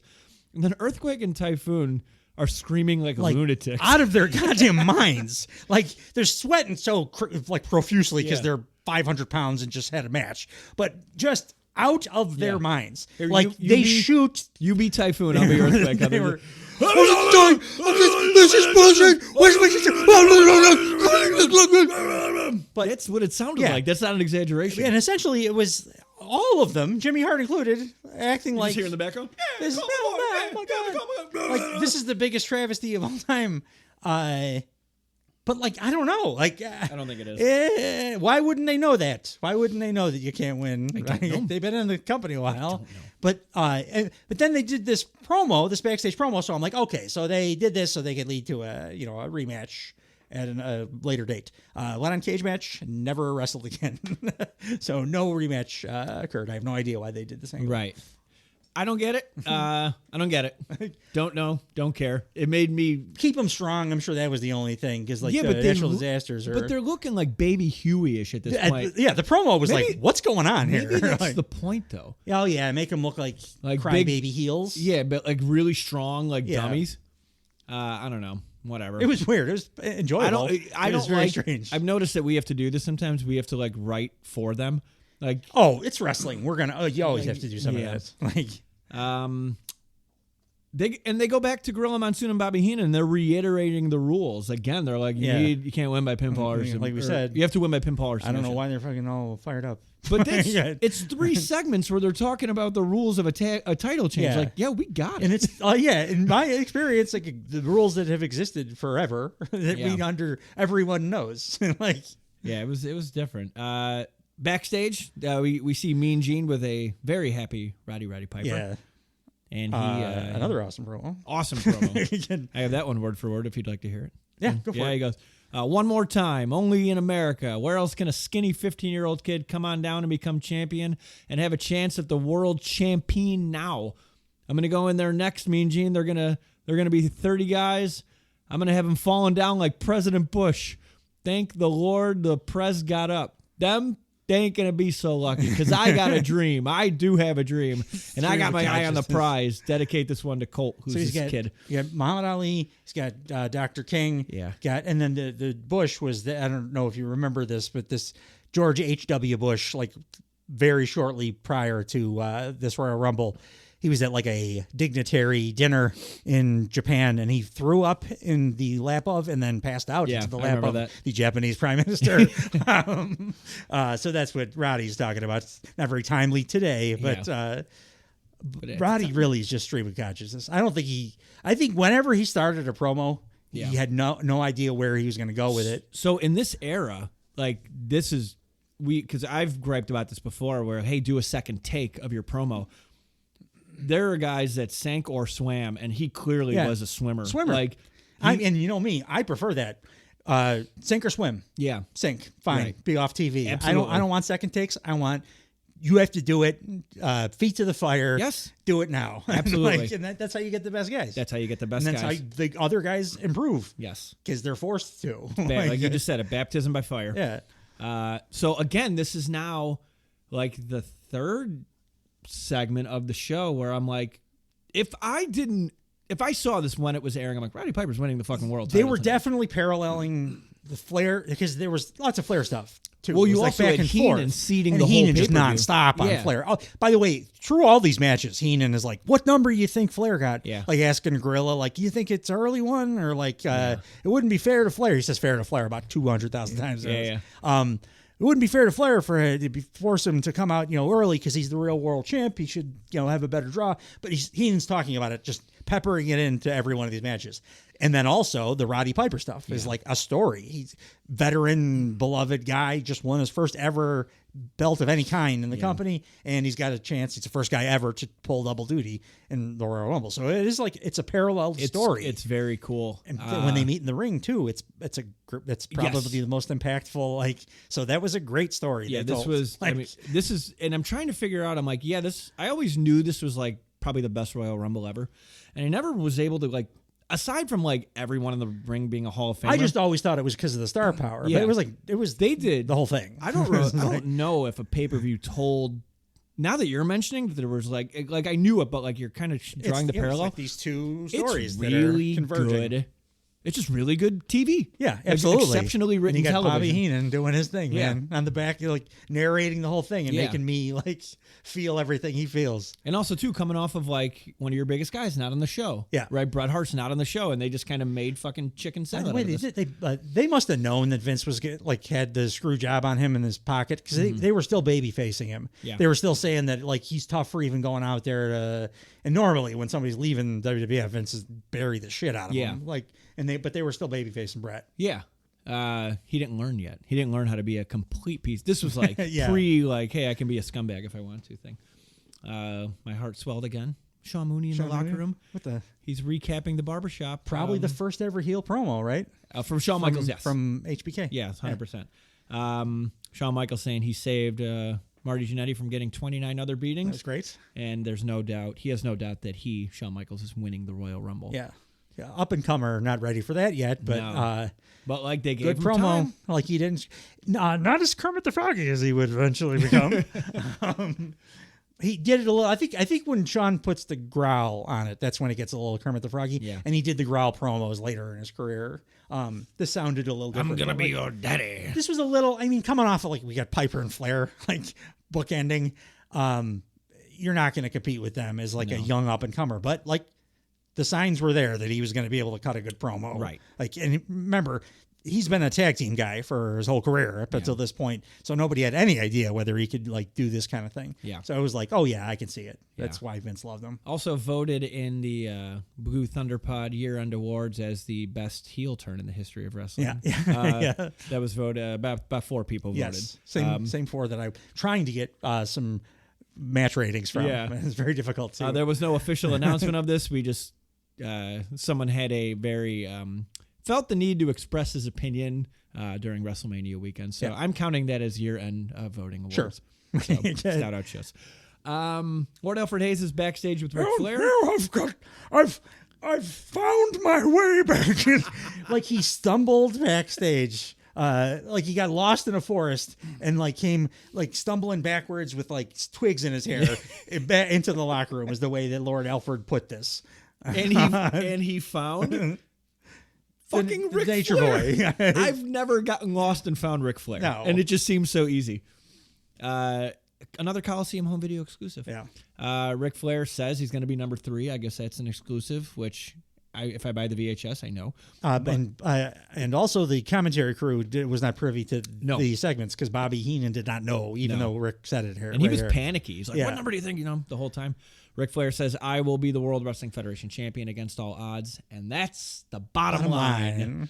And then Stone Cold came out. And it's the Nature Boy doing promos. 6 years later.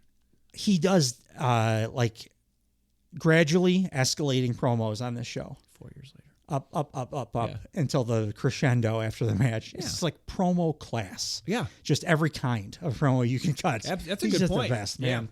Yeah. Flair was so clearly like, all right, I'm going to show these New York muscleheads what Crockett boys do. Yeah. Like what we can do in a real pro wrestling. Yeah. He's doing that. Yeah. Flair's like in the ring, like going way harder than anybody would expect him to, or anybody else was going for a battle royal. And the promos are just like. Also, too, I noticed in the match, and we'll get to the match details, but he was doing like the Flair flop and stuff, and like not getting a lot of because like his style was so.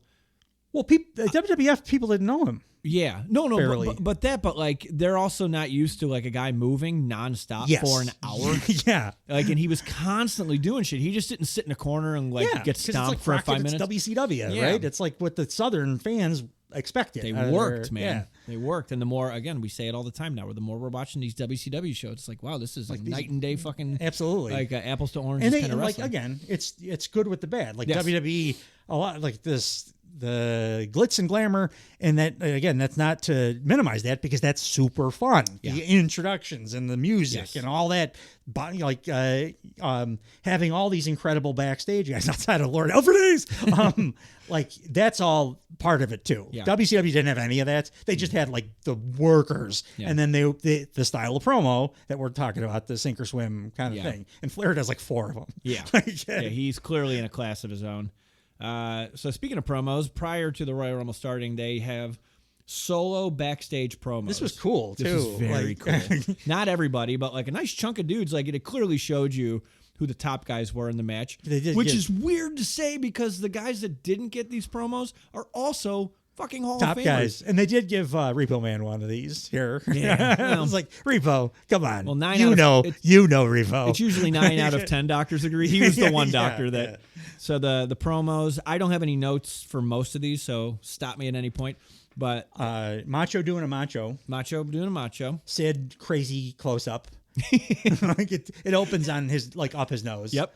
Repo Man, my note was seriously Repo. Come on. I do like that his tights had tire marks on them. Like like the implication is that Repo Men just get driven over by like they're trying to repossess cars and the guy guns it and runs over them. I would do that if somebody was trying to take my car. Yeah. Drive over Barry Darso. He's just got in so many different directions. Like how many times? Also, his gimmick seemed to just be a thief more than like he's repossessing stuff that you wouldn't repossess. No. Stealing bikes and stuff. Yeah. Like repossessions are done like legally.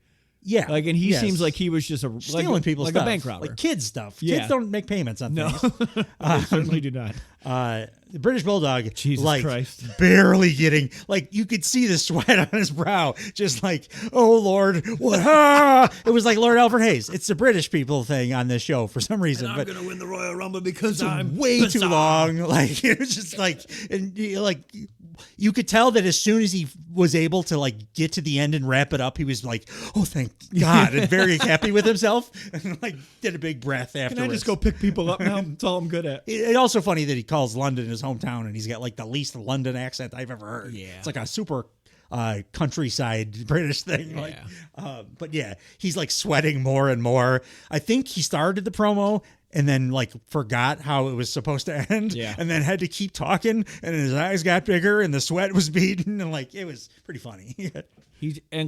It was so starkly bad because Jake Roberts. They follow up with Jake Roberts doing his classic like perfect, subdued in the best way, scary, quiet, like he's which The Rock, by the way, did on Raw this week. Yeah. I can't wait to talk about actual wrestling or current day wrestling. He also, they didn't mention this. If they did, they may have done it like in passing. Recently, they had the big angle where the Macho Man got bit by the Cobra. Yeah. And Jake Roberts he continues that feud Yeah, in that's this a story in the promo and in the match, too. That's a giant, like, historical story in this company, and it's not. It's like the fourth thing, like, on the... Because you got your Roddy and your Flair and Heenan. And you got your Bushwhackers. Your Jameson. Yeah. Boo. Beverly Brothers. And then, it is funny to look at the order here. British Bulldog, Jake Roberts, Masterclass, Ric Flair with Mr. Perfect. Another Ric Flair, which a further escalation. The first one was that's the bottom Even line. Mr. Perfect and this did a one good was job. a little bit more of classic. Woo! To beat a man, you gotta beat the man. Like, I mean, that's just more evidence that Coliseum Home Video was just not paying for these guys enough, because that was too very like. The way I read it was, this is the match is coming up now. This is Flair firing himself up. That's hype. Yep, that's a good point. And then you had The Undertaker with Paul Bearer. Paul Bearer said I didn't write it down, but it bothered me. He's like, I have 29 what is it? Souls or something. It's just like he went, you know what? I don't care. I'm not even going to finish this thought, because who gives a shit? My thought was, it's in retrospect, this is very sad seeing these two together, knowing how this relationship comes to an end. Yeah. Eventually. Oh, he buries him in cement. Murders his father. Later on. And then you had Hulk Hogan with his he's trying to change his rippable T-shirt. I didn't like it. I had this toy as a child with the different shirt, and it was my least favorite Hulk Hogan. Yeah, I remember disliking the change as well. Yeah, it's like, this is fucking bullshit. When I couldn't find a time, but Hogan refers to, and then several other people too, say this afternoon. Is this like a noon pay-per-view or something? Very well could have been. They all kept saying this afternoon. Maybe in the early 90s you referred to the evening as afternoon. Like, it sounds like they're going to tea or something. We're gonna chat it out this afternoon. No, it's tonight live. Yeah. But Hogan says it again, kind of subdued. Bitching about Jack Tunney also. Like, all right, babyface, stop complaining about the company. Yeah. Like, that's not a babyface you're thing. most over guy. Come to think of it, these were probably all pre-tapes that they did a different day. Yeah. They probably did them like Wednesday prior. Which makes Flair's even more impressive. Because he wasn't like... He put his game face on. Yeah. He was ready for it. The Royal Rumble is next. A young, dashing Howard Finkel gives the instructions. Big thing here. It's 2-minute intervals. 2-minute intervals. The Royal Rumble's not always. I forgot to mention. I'm sorry to cut you off. But... one of my favorite few things in wrestling history, we got a couple of Think and New is like my favorite. That's the one. That's the call for a new title holder for me. I tell you what, Samantha Irvine Irvine, she's awesome. She's right there. She was the MVP of WrestleMania this weekend, but she's gonna blow her vocal cords out. But she's like a singer, so I don't know. She knows what she's doing. I don't know. Credit where credit's due. Heenan is panicking at this point. Yeah, yes. Like, this is the big one. Like, he sounds like I feel when I'm having an anxiety attack. Yeah. Like, he's I need some water. I'm getting cotton mouth here. Gorilla, seriously, what number do you think Flair got? It would be unfair to Flair. Unfair to Flair. He's screaming like a guy that just put his whole mortgage on a racehorse. Yes, like, it's absolutely. Just so cool. Speaking of Jack Tunney, he's introduced next. Big boos. Yeah. From a crowd that has booed nothing so far. He is the biggest heel on the show. In my memory, Jack Tunney never really did anything nothing wrong. Abrasive. It was like, okay, we need to vacate the titles because... Well, maybe that's why they're booing him, because there was so much fuckery around, like... Which was like the presidential thing to do. It's just like, screw it, no one's champion now. Why was this title vacated? I probably should have looked this up. It was what was it, this Tuesday in Texas or whatever? Uh-huh. That's when... The Undertaker beat Hulk Hogan for the world title because Flair held the chair. I believe it's that event. Okay. And then it was on the heels of two. There was, I believe, a match prior to that. I didn't look it up either. I'm just going off memory. But I think the title changed in such weird ways that Jack Tunney's just like, I'm vacating the goddamn title. Okay. Yeah. Which I kind of like. It's probably it's a bunch of that doesn't work for me, brothers. Yeah. That led to just, okay, this is too much fuckery. We're just vacating the title. Right. But, whatever. Heenan's very impatient while Jack Tunney's talking. He's just like, let's go already. I noticed that a couple things. Production-wise, they really have improved since 1992. Oh, I mean, a million. Only the first two guys get entrance music. Yeah, which kind of annoyed me. Yeah. If it wasn't for the star power, it would have bugged me. And if it wasn't for the fact that there were no surprises, Yeah. because like on modern Rumbles, and when I say modern, I mean everyone after this one. Like I said, the most important, really, the only thing I like about it is like the countdown and then hearing the music for somebody, because you're waiting to see who the surprise guys are going to be. Yeah, Or 1,000%. And they don't do like when guys get into the ring now, and for a while they'll do like giant, like big spots. Yeah. Or like they'll go after somebody and do something cool.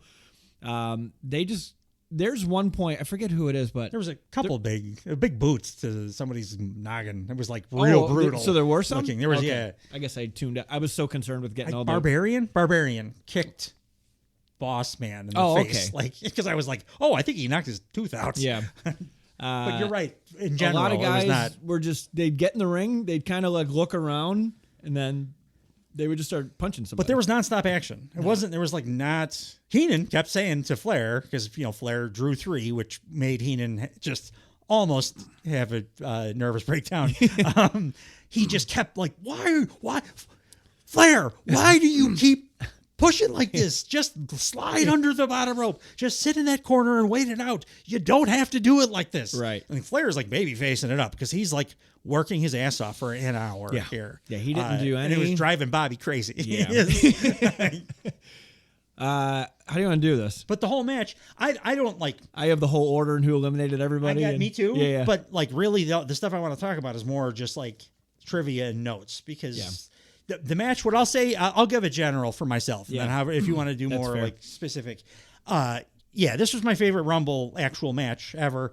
And it was mostly because it was cohesive. There was nonstop action. It wasn't just Ric Flair was the hardest worker on the show, but like everybody was working hard, and there were all these little stories going on within the match that led to cool like Roddy facing off with Flair when he came down, and and Macho and Jake the Snake, and like all that stuff tied in. And it also led to, instead of just normal battle royal punch, let's try to push the guy over for 10 seconds but fail. Like it was a lot of action. Absolutely. There was always something for my eye to go to in this match, which is not usually the case in battle royals. Also, too, it's a good point. I didn't consider that all the action led to actual elimination sometimes. Yeah. There were some where you're just like, oh, that surprising did it? ones. Yeah. I wish they would do that more now. Yeah. Instead of having everything to be like grandiose and like, why did that guy eliminate that guy? It's like, because he fucking did it. It's sometimes a big ass just, spoiler. There's 30 goddamn guys. Sometimes you're just in a bad spot and you get knocked out. Yeah. like So just the star power here. I'll just, because this match I think was 2 sections. I think 1 through 15 and then 15 through 30. Yeah. So the first 15 guys in the ring, it's just fun to say all these names because they're all like Hall of Famers. British Bulldog, Ted DiBiase, Ric Flair, Jerry Sags. All right, we got a dud. Haku, another dud. Shawn Michaels, El Matador, Tito Santana. Yeah, it's funny that. And Heenan throwing a number of, like, I don't even know if it's racist. He just kept talking about Mexican food. Yeah. With, like, I guess it's racist because he's Tito's Mexican-American. But sometimes he was just like, enchiladas. I don't know if that is a racist thing to just say. put it in his head. Like, I had enchiladas earlier today. like I don't feel racist at all. Said to my mom, oh, you love pierogies because you're Polish. She'd be like, yeah, I they're do. amazing. Like, I'm Polish. Yeah. Like, Show me the man who doesn't. I'll show you a liar. El Matador, a Barbarian, Texas Tornado. It's his right leg, by the way. It's fucking wild how he moves with a no fake foot. leg. Yeah, like if I didn't know, would have absolutely no idea. I didn't then, right? And like watching now, I'm watching real close, and I'm like, he's just moving around like nothing ever happened. Yeah, and there's a whole missing foot under that boot. I thought for sure because I didn't know. And I'm like, it's his left leg. I'm watching, and I'm like, nope, it's his right leg. Yeah, I couldn't tell. No, that's how great he is at moving around. Texas Tornado, Kerry Von Erich of the Von Erich family, highlighted in the film The Iron Claw. It's excellent, by the way. Which I haven't seen yet because apparently it's just the saddest. It's thing very, ever. very, very sad. Yeah, I don't know. I mean, it's a Von Erich movie. Yeah. Like, I'll watch Twister if I want sadness. Boo. Repo Man, who's getting a lot of shine on this pay-per-view. Greg the Hammer Valentine, Nikolai Volkov, Big Boss Man, who was a house of fire. Yeah. Bossman was a fucking big giant athlete at this time. He was like 22 or something here too. Yeah. But like you forget how giant he was. He was like 6'8", and just could move for 400 pounder. So fun. Yeah. Great charisma. Just so much fun to watch. And still, Bossman Slam is like my favorite big man move ever. Yes. It's like Abyss and Big Bill. Yeah. That's what they use. Love it. And then Hercules rounds out the first 1 through 14. Hercules is he's a body guy, as Vince would say. Yeah. So I mean, right there, that's good. That's is. a good lineup. That trounces 95 Absolutely. when Shawn Michaels won. I always, whenever I see Nikolai Volkov, my thought is, this would be much better if this were Nikita Koloff. Yeah. But he like spent his entire career in I think, WCW. So yeah, I think they're interchangeable. And but whoever's Nikita Koloff's a good wrestler. Yeah. And Nikolai Volkov, they just not need, so much. Vince just needs a Russian. Yeah. He doesn't care who. Which one of you red coats is available? Heenan had no they literally sympathy were- for the Russians, by the way. No. He was calling this match, and Gorilla said, he was like, oh, the Russians are having some strife right now. And Heenan's just like, oh, too bad for them. So the reason I stopped at not Hercules number 14 because at this point Ric Flair is all alone in the ring. So Yeah. Ric Flair is drawn number 3, and he is putting on the Iron Man performance. And now we really kick it into goddamn gear. The Iron Man performance because Yes. prior to this, the model Rick Martel, Yeah. and it was one other guy they mentioned, Greg Valentine maybe. Greg Valentine, yes. And it was like 40 minutes or something. It was nothing close to this. Yeah. They did I write down Rick Martel? Oh, Rick Martel was the record holder for the prior year at 52 minutes and 34 seconds. And I think Valentine was just the overall record holder. Like Right? collectively, Prior. I didn't write that down. Since we're talking about him, how the hell is Rick Martel not in the Hall of Fame? I don't know. Like, again, as we watch this stuff, I'm like, this guy was around for forever. He like did a bunch of big feuds, too. things, Yeah. like important things, and he was very good Yeah. in the ring. He had a good character, like Like I a don't know. great solo, a It's great weird. tag. It is weird that he's not in the Hall of Fame. I have an email. Yeah, that just struck me. I'm like, oh, yeah, I forgot about Rick Martel. So Ric Flair's all alone in the ring, and now we're going to start 15, which is Roddy Piper. Yeah. Which, cool, right away. They're giving these. That's your midpoint. It's a movie. That's your midpoint. That's your It's mid-season midpoint. finale of, Like, of the, and you're like, That's where the big turn happens in a movie. In a 3-act structure, the midpoint is where Yeah. the big twist happens. That's true. I said mid-season finale. I'm wrong. This is one movie. This is This is the peak. So Roddy Piper gets just the biggest goddamn pop ever. Yes. And at this point, again, if it's 1992 and I'm watching this, I'm like, I have no idea what's gonna happen. No, I wouldn't know. It was so cool. It was just so goddamn cool. Also, I in the back of my mind, I'd be like, fucking probably going to be Hogan. Yeah, here. yeah, Like, that's because he won the prior 2 years. two prior, yeah. Which they didn't really they mentioned it once. once. Only once. Once. Yeah. When Cody Rhodes won this year, how many times do we have to Because I hear? think Hogan was kind of the idea was there that he might be on the way out. They didn't want to kinda shine him thing. up. So it's what it felt like. Yeah. But then they did go back and re-record the end to like change the boos and cheers. We and- will cover that at the So end. they still were doing their Hogan bullshit. But So after Ric Flair and Roddy Piper are in the ring for a while, Jake the Snake Roberts comes out. Heenan yells, "I'm soaking wet," and he said, "I bet you Ric Flair's lost 6 or 7 pounds already." Yeah. He keeps talking about how he needs water, and then he's like, "You stupid, bring me something to drink." No, not water. I need something a little stiffer than that. Like, He's just losing his. And people like say this is his best performance because it's not. It's not even close. he's so just going funny. nuts the whole time. Like, it's a 2-hour pay-per-view. He does not stop. Like, Hacksaw Jim Duggan is 17. IRS is 18. Superfly Jimmy Snuka, who killed his girlfriend in May of '83, yes, he is did. number 19. and I'm pretty sure that's why his daughter is still employed by the WWF Yeah. because they feel weird. Severance because package. Vince paid off the judges to get Superfly off. Well, so he's like tied to him. in His some daughter is an exceptional asset to the women's division. way. Does she do like medical stuff in the back or whatever? Because certainly nothing on camera. No, she is the benchmark for who is the meanest. Did you ever see Tamina when SmackDown they did a women's karaoke? No. And Tamina sang Triple H's The Game. Oh. I will have to play it for you. Yeah. Not only is she the shittiest wrestler in the history of the world, Her singing voice sounds exactly like the bus driver from South Park. Oh, Like exactly. not bad. Like the bird lady Yeah. with the. I'll play it for you.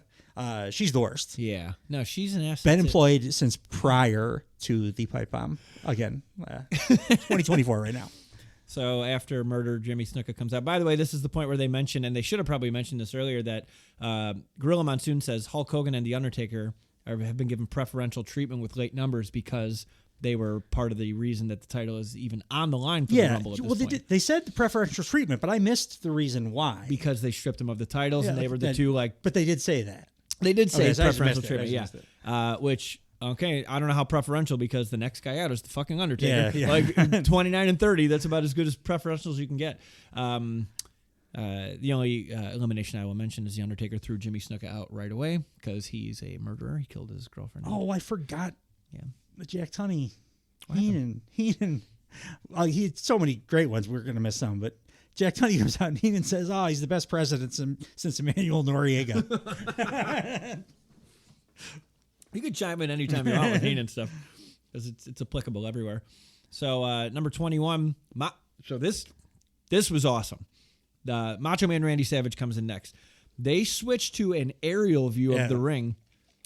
When Macho Man runs out, Jake Roberts falls out, like he just lays on his back and rolls out of the ring and he hides. Yeah. And then Macho Man sprints in the ring looking for Roberts. He does like a 360 and you can't find him because he's not in there. Yeah. And then he gets beat down. And only once he's beat down does Jake come back in the ring. Back in. Details. Yeah. Like I said, there's a million different stories going on, which is why the match there was always action to watch because it was never just two randos punching each other like not very hard because they don't care. It's like all these feuds. They just are having them all have the matches within the match. Yeah. And this particular one's fresh. It was the end of November in 1991, and this is mid-January 1992.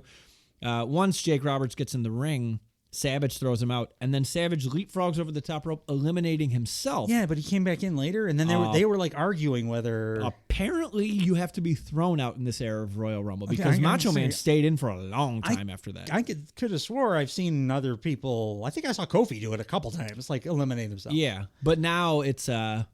I don't think that was quite a rule yet. Yeah, So, like Heenan and Gorilla were like, "Are you? I think you need to be propelled out of the ring." So, but also too, not to bring up 1995 again, but or whatever year Mil Mascaras was in it, he jumped off the top rope to the outside, and like all the refs were like, "No, you're out, dude," and like he didn't understand the rules. Yeah, and they like made him leave, and he was all pissed off. So I guess whatever fits the story. Yeah, and they wanted, or they changed it right then and there because Mil Mascaras famously is like the hardest guy to get to agree to lose a match ever. No, yeah. So they probably were like, "Oh no, do the spot," and then he did the spot. And they were like, "By the way, you're done, starting right now." A little bit of a dip because we have just had so much quality so far. Yeah. 22 is Berserker.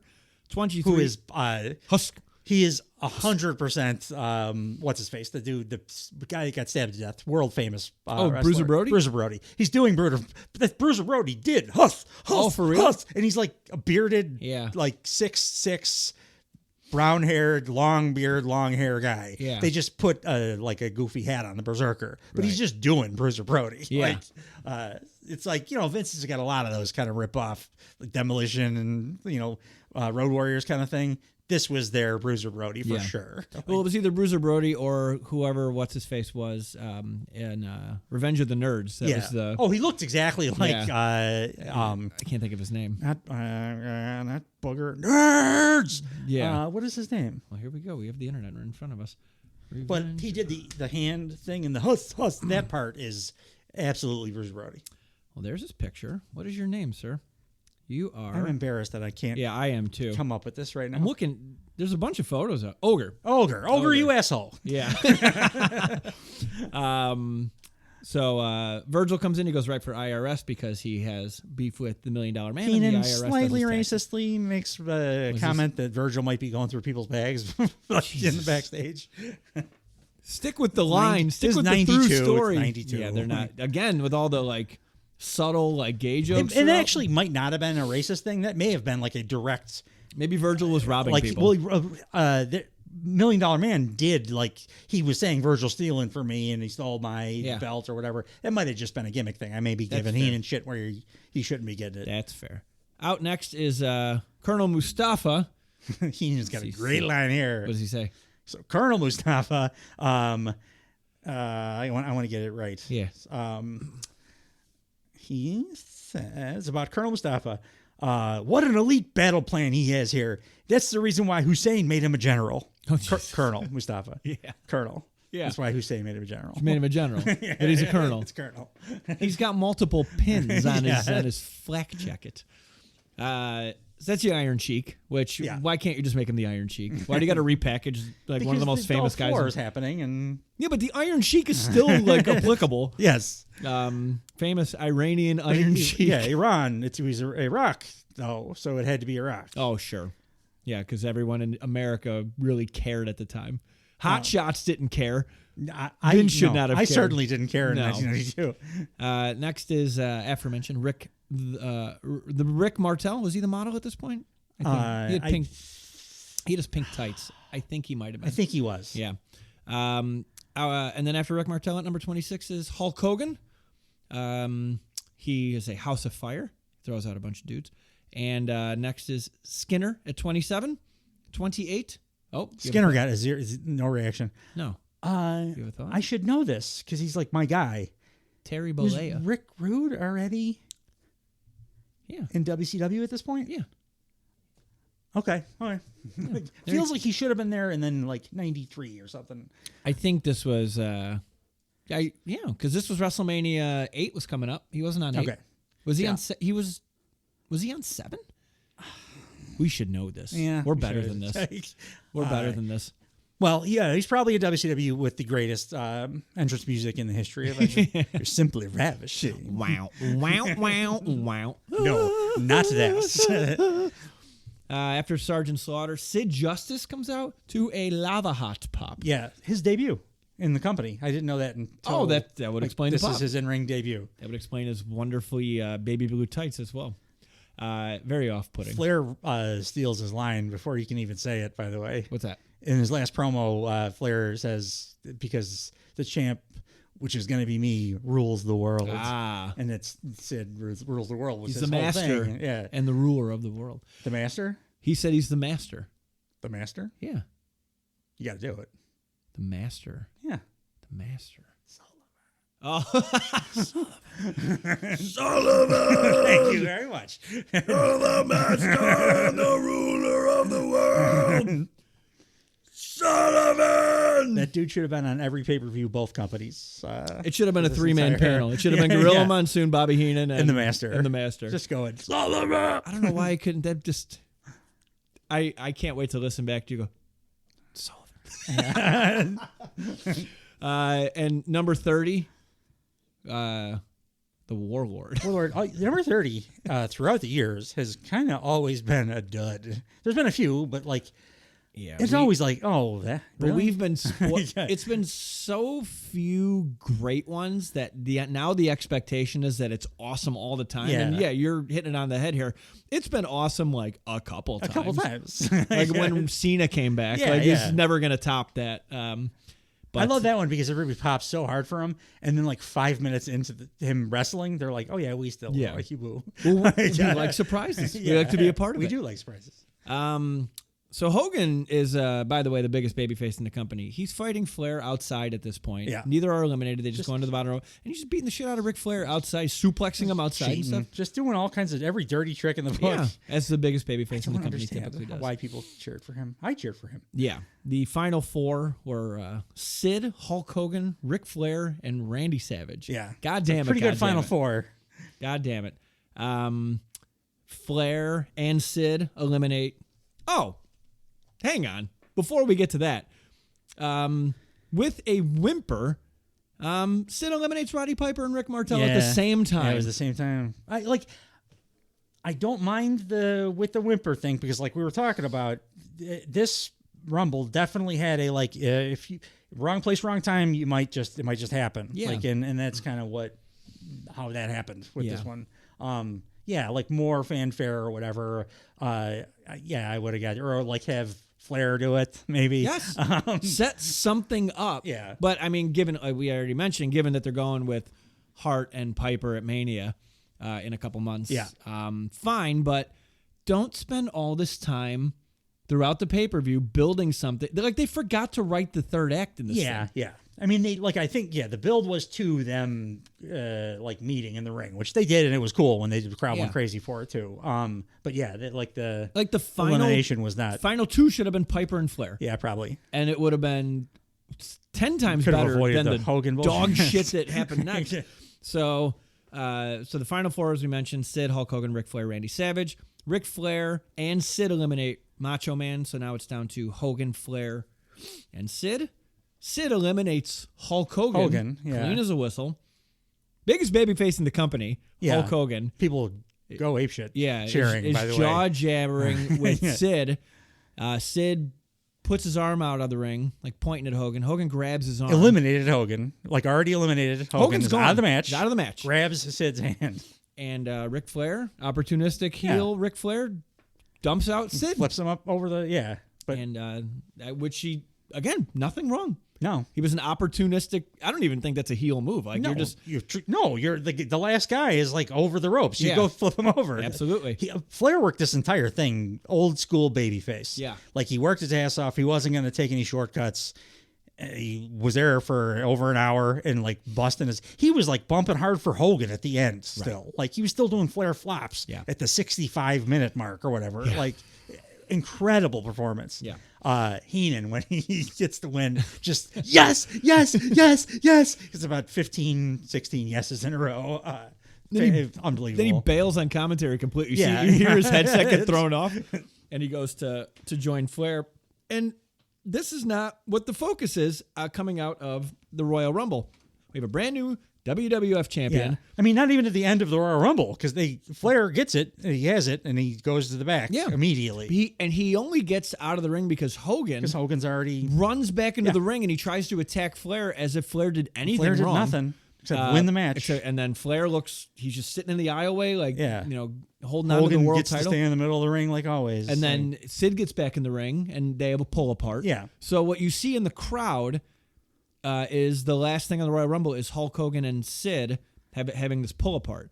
Now, you were so gracious to bring it to my attention that the WWF did not necessarily like how the fans were reacting to Hulk Hogan. Nor how Gorilla or Bobby Heenan reacted to, because they just called it as they saw it, which is what we just explained it. Yeah.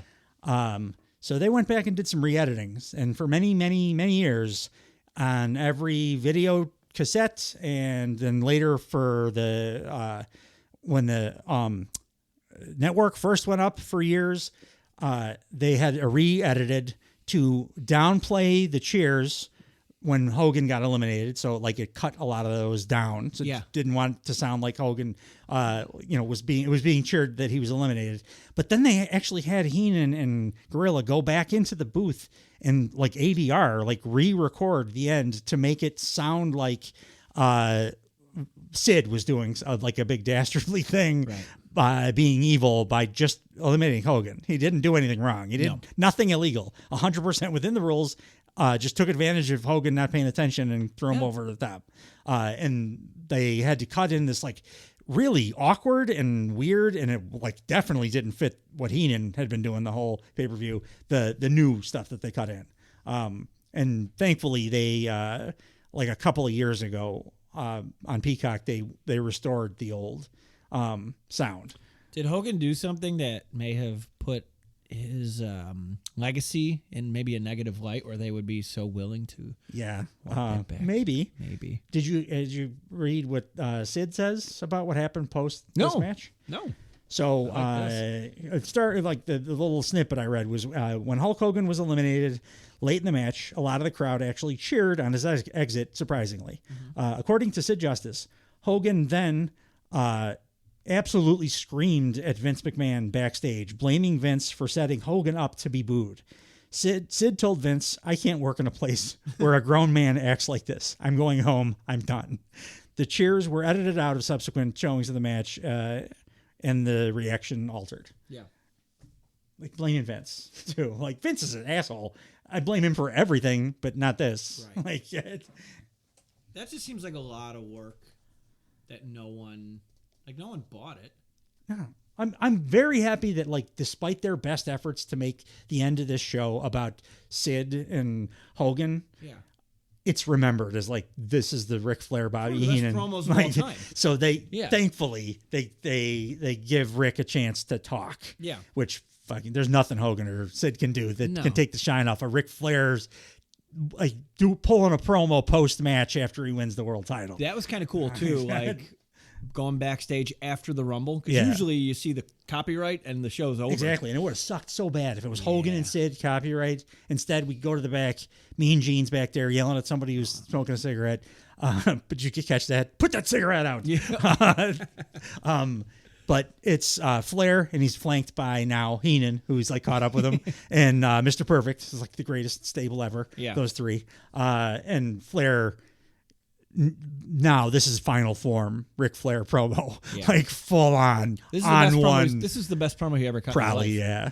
It's one of the best promos I've ever seen. I Yeah, mean, it like, just is period. incredible. This, Like, this might be. I mean, this is definitely top 5. it's the in history. definitive. Like, to be the man, you got to beat the man. Yeah. And I proved that I'm the the real world champ here. Right. I can't do it. I mean, it's impossible to do it justice. Like, it's just go watch it. It's one of the greatest. And then like after.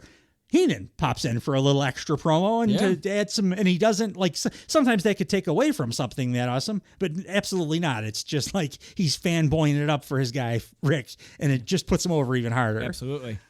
Yeah. Flair cuts 2 promos in backstage. Yeah. Yes. And and Heenan It cuts is, I'm one. telling you, Perfect cuts it is one. a promo Dude, I'm just gonna read it. clinic. Ric Flair, let me just say, after video distorting the belt that proclaimed me the real world's champion, I'm going to tell you all, with a tear in my eye. That's the great, yeah. This is the delivery greatest there. moment in my life. Like, When you walk around this world and you tell everyone that you're number one, the only way that you get to stay number one is to be number one.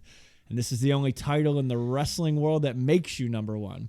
When you are the king of the WWF, you rule the world. Think about it like that, Mr. Perfect, the Brain, woo, woo. And then Bobby Heenan say, "You did it. I was never so impressed with anything I've ever seen in all my life." He went out there for over 60 minutes, never took a back step, took it to Hogan, took it to The Undertaker, took it to whoever got in that ring. That's why we're calling him the real world's heavyweight champion. yeah. Mr. Perfect. Hey, we're not the guys to say we told you so, but... And with Heenan, we told you so. Gene Okerlund. Okay, very good. Ric Flair, you put that cigarette out. Someone celebrate with a smoke. And then he's like shooting darts at somebody who had a cigarette, evidently. You made World Wrestling Federation history tonight. And Ric Flair, it's the greatest moment of my life. I want to jump. I want to party. But I got to tell you like this. For the Hulk Hogans and the Macho Mans and the Pipers and the Sids, now it's Ric Flair. And you all pay homage to the man. Woo! Ha ha! I love it. I love it. I love it.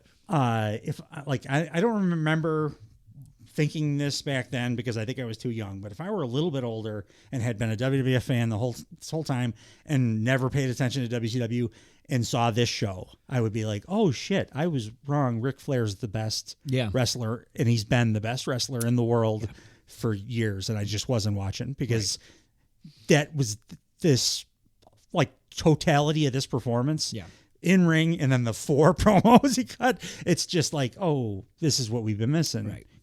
Now I get it. He's just the best. Only this, like, and again, I even wrote at the end, Piper should have won, but only because of the absolute goddamn clinic that you just mentioned that Flair put on in every aspect of this show. Am I like historically? Again, it's.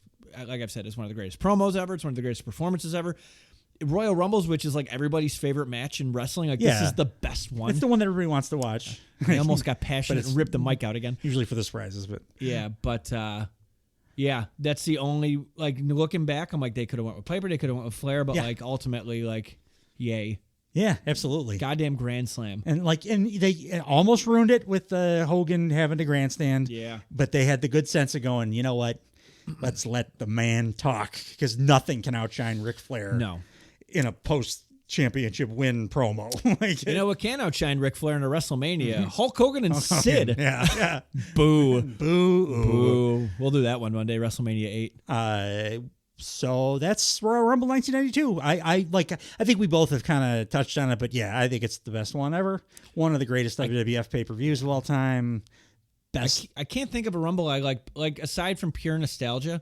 Like I like 94. Yeah. Just because dude, I love Bret Hart so much I would walk around limping. There were a couple Stone Cold, both Stone Cold ones Yes. I loved, but just as as a singular defining performance. This was like a guy who just decided, I'm going to show all these fans who don't know me what I am, what I've been doing, and what they've been missing. And he did it all in one show. And they still didn't fucking take the bait. Like he did. He could not have worked harder to be the biggest star in the company. Because they had been conditioned to believe you needed big steroidy muscles and to be 6'7" or whatever. Yeah.